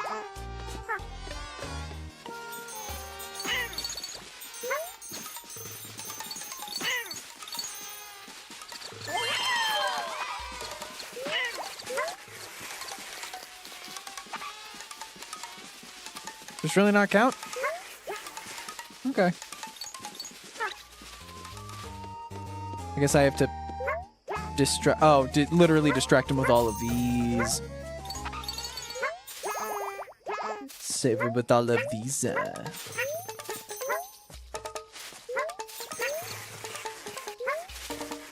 That's all of them? So now I just need all the bees to be distracted. All the dandorbies.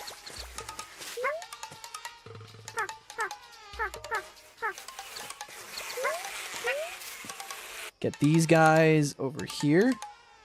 Come on. Yeah. Swarms enjoy nectar from flowering trees. These buzzy bugs seem sweet while sipping nectar from flowers, but we know better. If only you could save a smiley flower before they're all whisked away. Oh, by like throwing an egg. Ah, clever, clever. Clever, clever. Probably could. How would I do that? How would I do that? Well, since I know what they are, just immediately...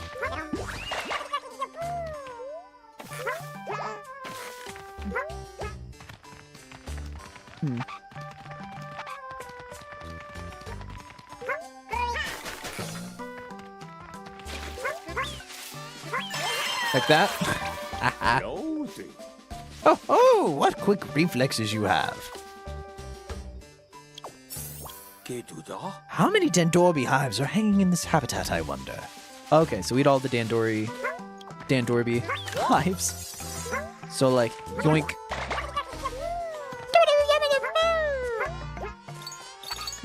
Sorry, I'm sorry.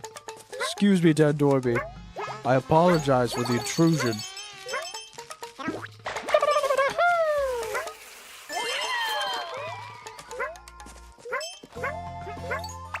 These levels are so short as well.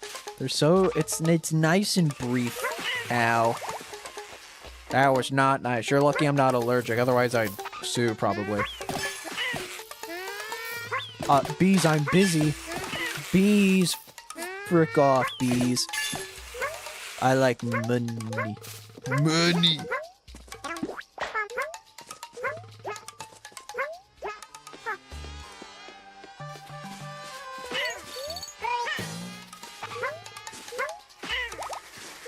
Can't jump on him.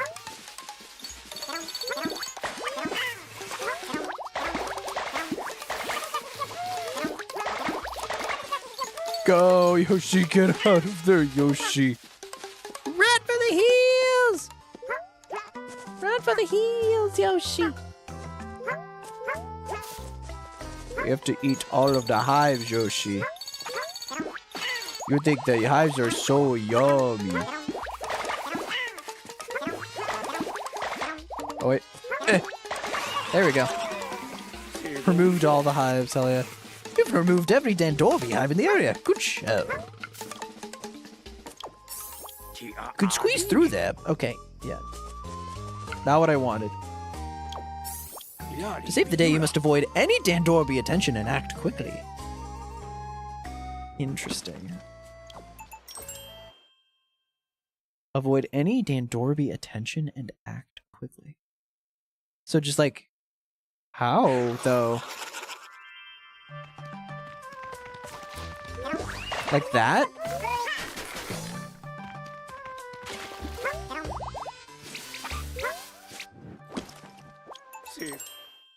What if is there a way I could probably grab all of them immediately? Maybe. Wait. Maybe. Maybe I can grab all of them avoid their attention and act quickly. Oh, you can absolutely do that. Wait. You probably can. You probably can. Also, I should try planting a pepper in the water. Probably try that. I don't know if I tried that or not.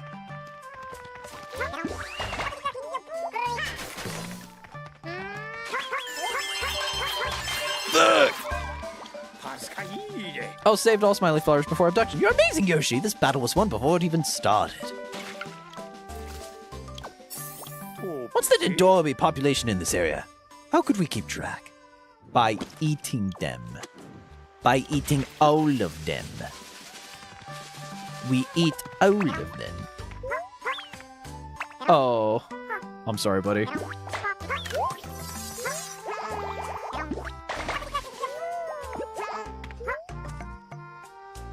The Pepper. Dr. Pepper. Yummy. I have to eat every single bee. Eat every bee in existence.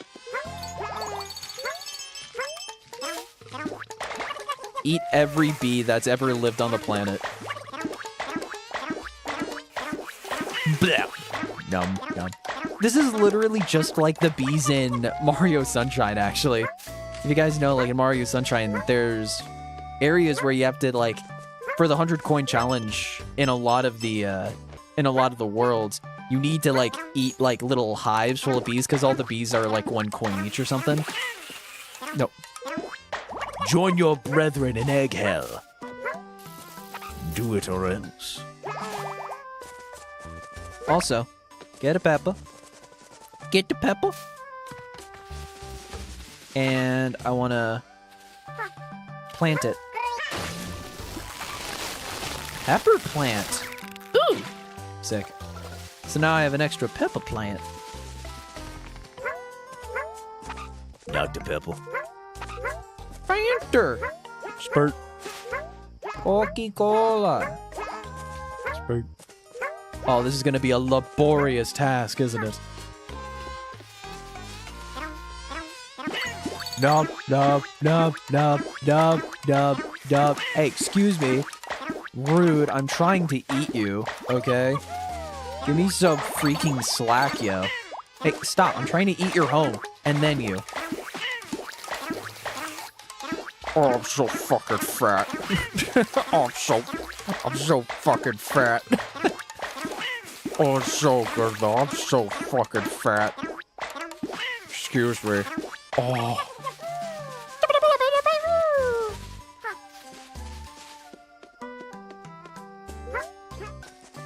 Oh, I thought I could slide. And slide, and slide, and slide. Oh, I love the bees.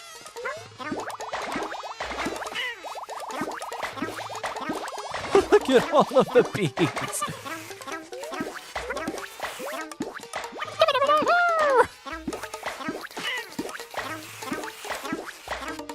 Yum, yum, yum, yum, ow, yum, yum, yum, yum, yum, yum, yum, yum, yum, yum, ow, yum, yum, yum, yum, yum, yum, yum, yum, yum, yum, ow, yum, yum, yum, yum, yum, yum. You know what they look like? They don't look like bees, or they don't look like corn. They look like candy corn. Beat the big swarm. Bested every single Dandorby. There are so many bothersome buzzers. I was beside myself with worry. Compelled to explore every nook and cranny of a certain subject. I know that feeling well. I think that's everything. Shit. Let's go. Oh, I can just go up, and I can look at the creature page. Sick. Awesome. All right, so. That's cool. Okay, so we'll do the basics, the very basics of the bee. Botanical bugs turn to bees. So we'll do this. I guess I don't know anything else. Hives. Yeah, botanical bugs turn to bees. Can I change the name? Alright, fair enough. I don't know how to change the name of candy corn to bee.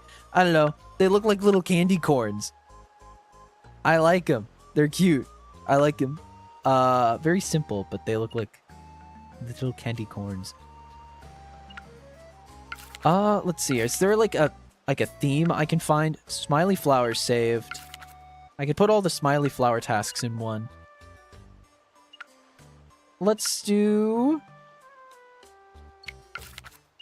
something with fruit, right? What's like a twofer that like fits pretty well? Nectar cools its temper. Oh, I didn't even notice that.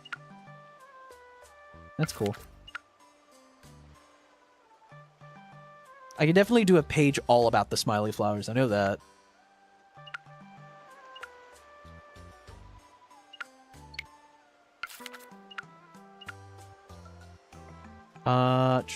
The nectar we can do for a page. Full swarm hit with an egg. Bested every single Dandorby. Beat the big swarm. Saved all smile. This is more of an, yeah, there's nothing really, like, interesting you do with the bees. It's more of, like, an accolades kind of thing. For the Dandorbies. So, I'm gonna probably... See, now that I keep saying Dandorbies, the more I'm like, oh, fuck, I think I'm just gonna keep calling it Dandorby.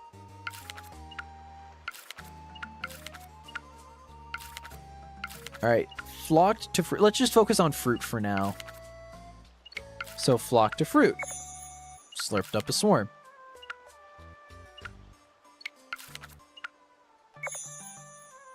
Spicy makes them mad. Cools its temper.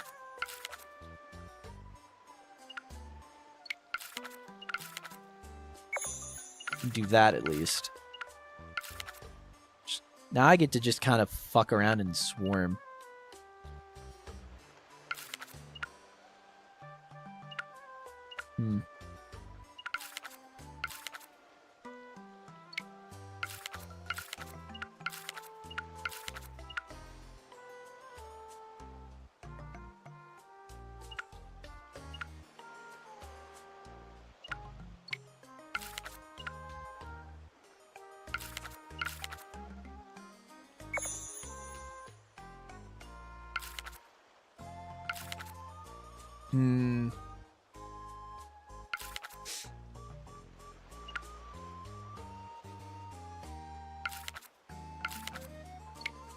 How about bested every single Dandorby as the first thing?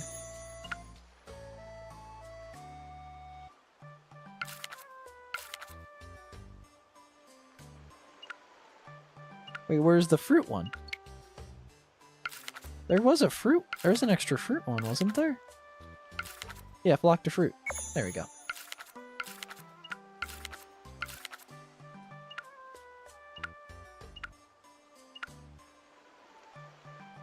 And then nectar cools its temper, stings break rock. Anything else about the hot bee? No, so that works good for a page about the bees with pepper. That's really the only page I, like, need specifically, so I like that. Now let's do stuff with about, like, rocks, maybe?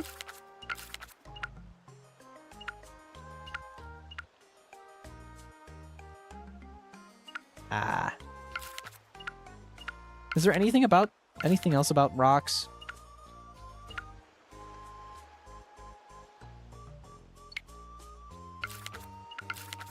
How about this? Let's do a thing about nectar from flowers? Maybe. And then we can have, like, nectar cools its temper. Basically stuff about regular flowers, right? Best buds with Rose Buddy.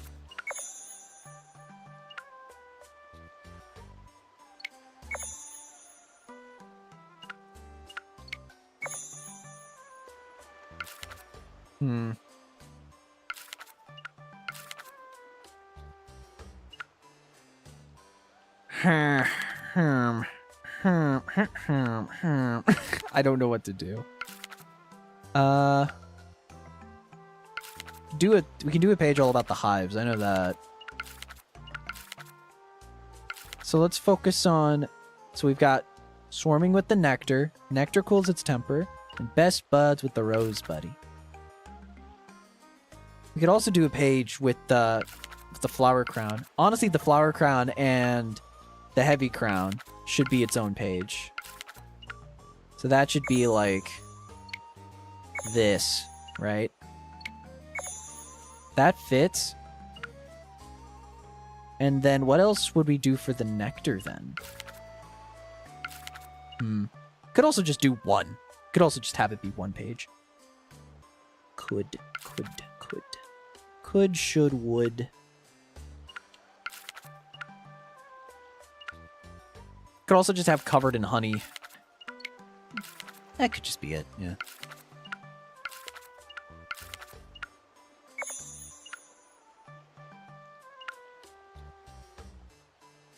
And then, yeah, best buds with the Rose Buddy. Happy crown for the 𝒕𝒊𝒏𝒈.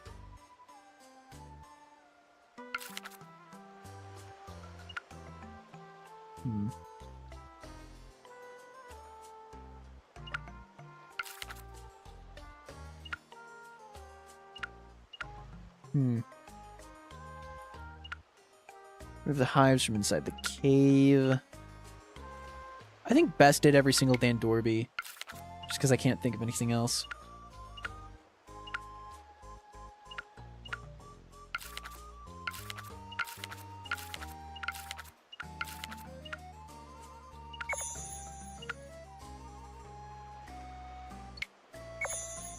Probably that. That seems like a nice page. So this is just like telling you like all the stuff that interacts with. I think this is a decent page. I think it's fine. I think now we do a page about the pepper. I think that's a good start. So, spicy snacks make them extra mad. Stings can help break rocks. And then the page about how when they're hot, they can break rocks. I wish I could change... I wish I could have this one be a twofer, but I guess it's fine. Whatever.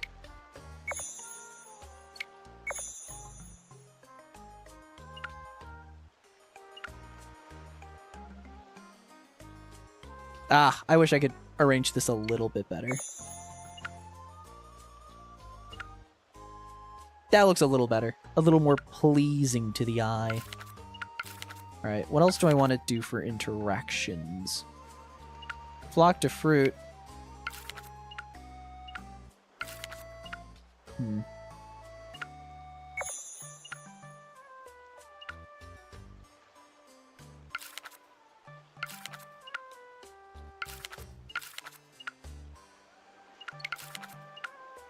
Oh, I don't know. Well, okay. Slurped up a swarm, and then instead of flocked a fruit, stuck in honey, right?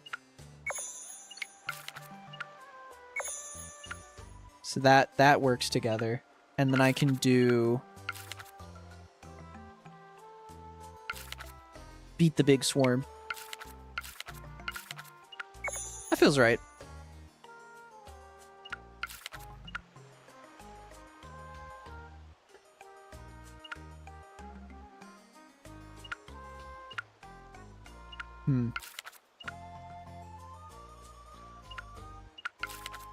And then I can do this one based on a hive, because the hives are pretty importante. So yeah, we have the hives, and then...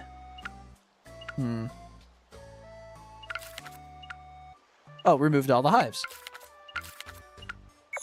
That in and of itself is like a full... That's a page, right?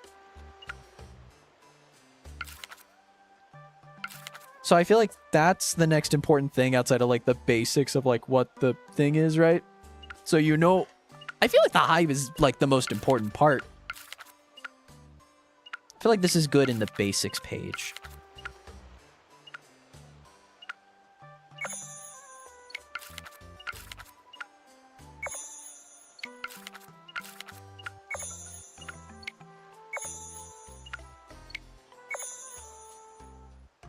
Yeah, I like that. I like this. So basics about like the bees, like being attracted to flowers. I feel like I could share. Oh, whoa. I was gonna say. Okay.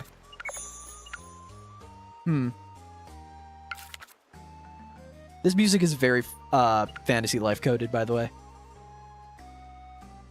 I feel like I can put this page a little later. It doesn't really matter. A lot of these pages I just don't know what to do in terms of... I think this is a good first page.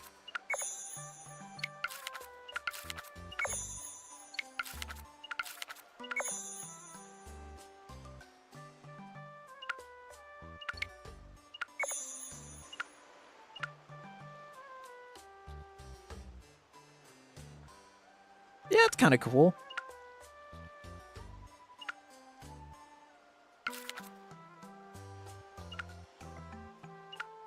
I'll mark that because that's an important, like, thing. I feel like this is a good page. Maybe. This is like a basic page about just, like, its connection with stuff. So he's like, honey, saved all smiley flowers. I want to do one specifically about the smiley flowers.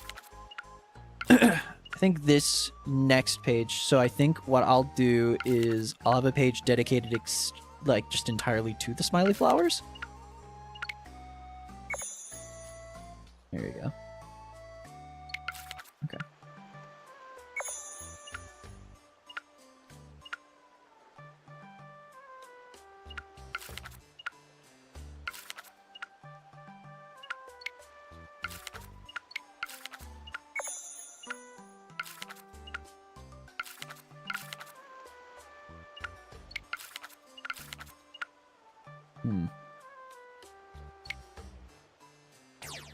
No, back.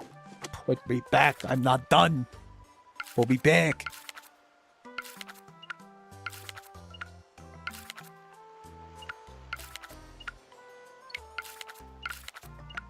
mean, this is a very basic page. I don't really need the fact that I saved a smiley flower.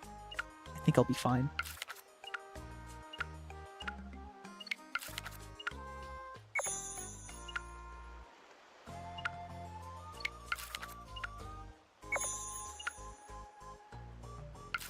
Yeah, this is just a version of that.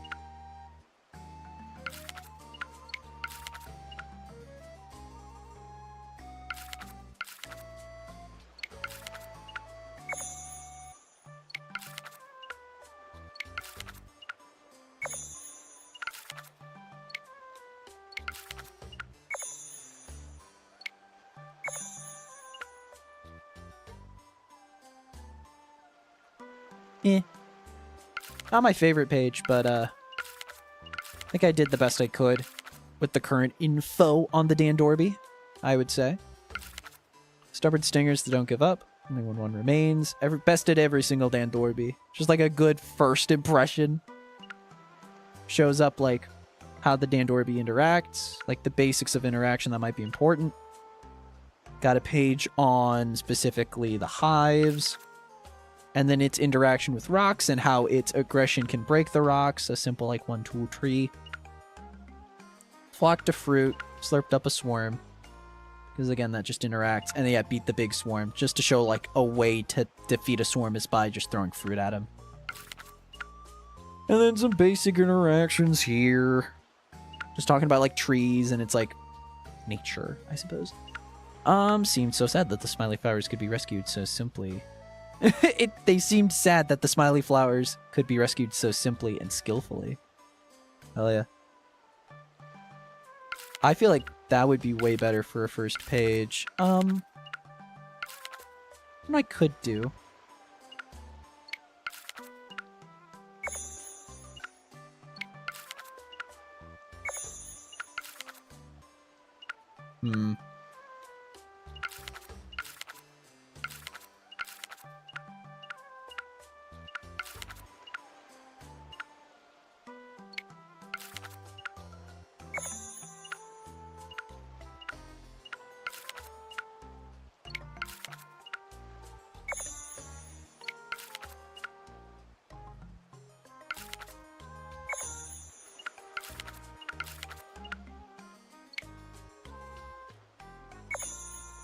Oh, I can't do like a... Oh, I can't have it sideways. I don't know, I thought that'd be cool.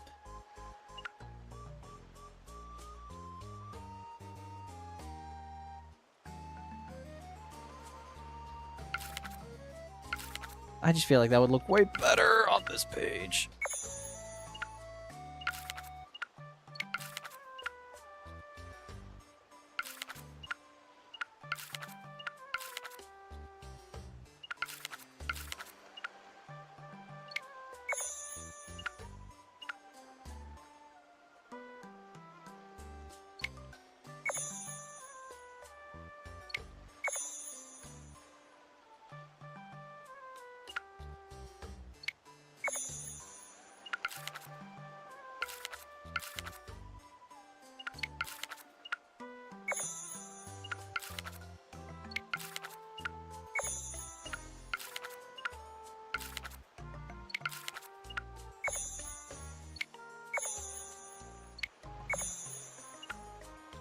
Ah, wish I had a bit more space.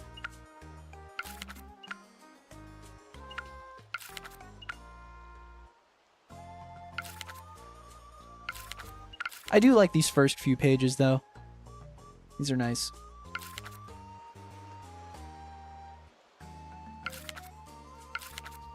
Yeah, it'll do.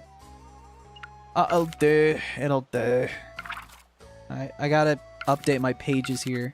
My freaking pages, yo. Because now I have turns bright red.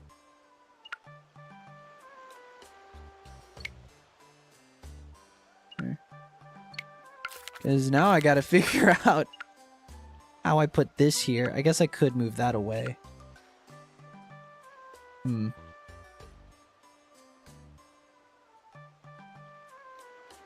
I don't know. I like this being in the same page as each other.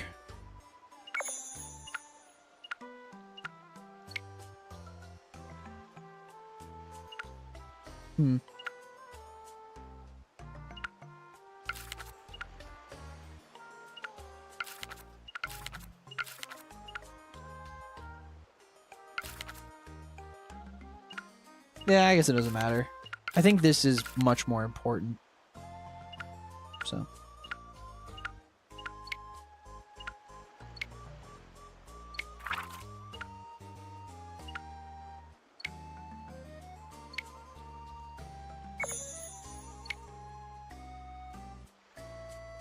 Oh, weird. I can only have, like, one specific on this page, and then that's it. I can't, like, add on to the first bookmark. Weird. Alright. Sure.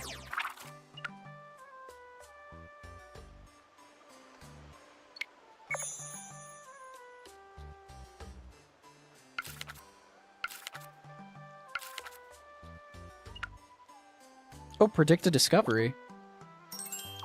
I can do a new prediction on this one. Bloomed buds with hot peppers. I swear! I swear I did that one. I fucking swear I did that one. How did I not do that one? Where are the peppers? I swear I did that with the pepper. Did it just not work last time? I don't know. Does it need to bloom to have peppers? I guess we'll find out.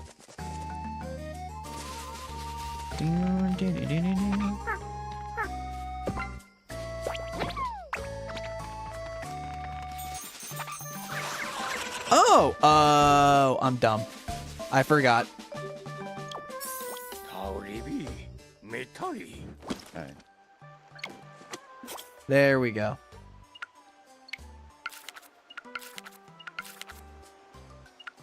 You know what I could do? Nah, it's a good page. This is a good page. Again, it's very important that I mark these. I only have 3 on the bookmark page? No. Okay. I was about to say. Alright.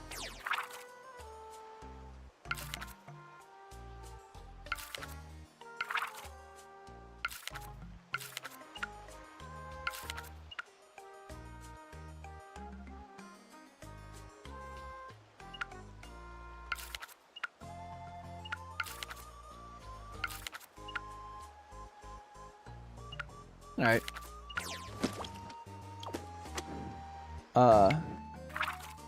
Anything new with this? No. Anything new with the flower buddy? Or the rose buddy? No. I think we're good then. Sick. Oh, fuck. This game's addicting. Oh, fuck. I really like this game. This game is actually sick as fuck. I couldn't tell you on whether or not it's like an actual like addicting. I don't know if this is like a really like full-on game. I don't know. I don't know how to feel about the I'm still unsure as to what is this about. Dong dong dong dong dong dong. I don't fully know how to feel. I can definitely find Nurse Buddy Dan Dorby. I can definitely find a better name for Dan Dorby. Oh, but Dan Dorby, it's gotten so.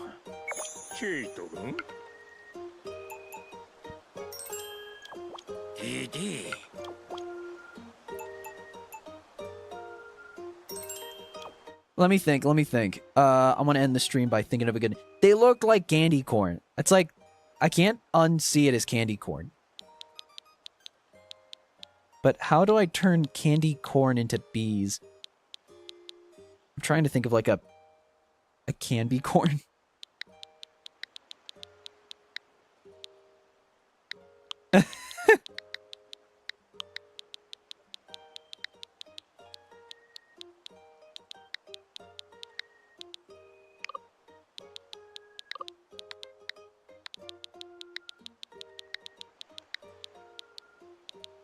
I mean, they can be corn, you know? You can be corn.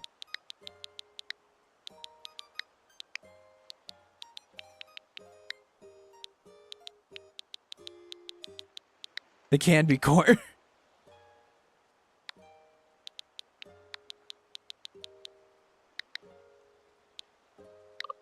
Ah.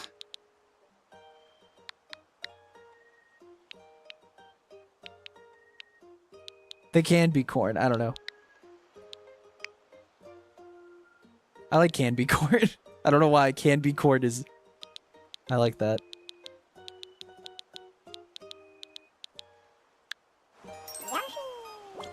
Understood. From now on, this creature will be named Can Be Corn. Can be cord. It can be cord. Can be cord. Rose Buddy and the Can Be Cord. Dude, I fucking played this. I played the first 2 levels for like an hour straight. This is a good sign that I am very much going to like this game. Interesting. Oh, cool. You can see how many like you can change it between how many stars or how many flowers you got. It's sick. Oh man, that's so nice. Save and end, man. Oh my gosh. Oh no. Oh no. I will have my month ahead of me. I'm just gonna fucking hundo this game. I'm so down. Sometimes feel-good games are like, or it's good feel, not feel good. Good feel games, you know, sometimes good feel games are bitches to hundo %, but like, it was so calm, it was so chill to just like max out the entries and like sort the pages. It's low-key just a vibe, man. Oh, man. This game is way more fun than I thought it'd be. I'll be real. That was sick as fuck. That was really good. I'm like genuinely, I am pleasantly surprised by that. I am pleasantly surprised. That was actually really nice. Well, that is going to be it for me. That was so sick, though. That was so sick. I will be back tomorrow morning in literally 12 hours to play Super Mario Galaxy. We'll be starting Super Mario Galaxy for the Mario-thon, and that will be tomorrow in about 12 hours. So, with that... Oh, what? What? Why did that happen? I was about to say, so... Wait. Are my buttons not working again? Control.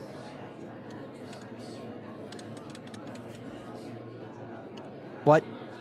My buttons aren't working. Okay, well that was weird. Fun.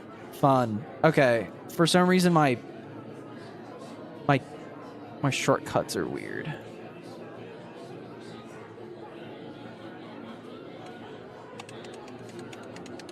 What? Uh-oh! Oh. Okay, it's back. I don't know why that was. It just was not reading my fucking inputs. I don't know what that was. Anyways. Yeah, so we're going to be doing Mario-thon in 12 hours. So we'll be continuing that with Mario Galaxy. We're going to get 120 stars. I know apparently there's a secret, like, level if you do 120 with both Mario and Luigi. We will not be doing that, because I have other games in the Mario-thon to do. We will be doing 120 with Mario. That is what I can confirm with you today. So, with that in mind, I will see you guys in about 12 hours with some Mario-thon. And low-key will probably be playing Yoshi as the Thursday night game until I'm done. Because low-key, that was actually fun as fuck. That was low-key fun as fuck. I actually really liked that. I don't know if it keeps that momentum the whole game through, but with it being in like a fucking no-stakes video game, I don't know. We'll see. Well, that's going to be it for me. Thank you so much for watching, and as always, the next time I see you, I will see ya.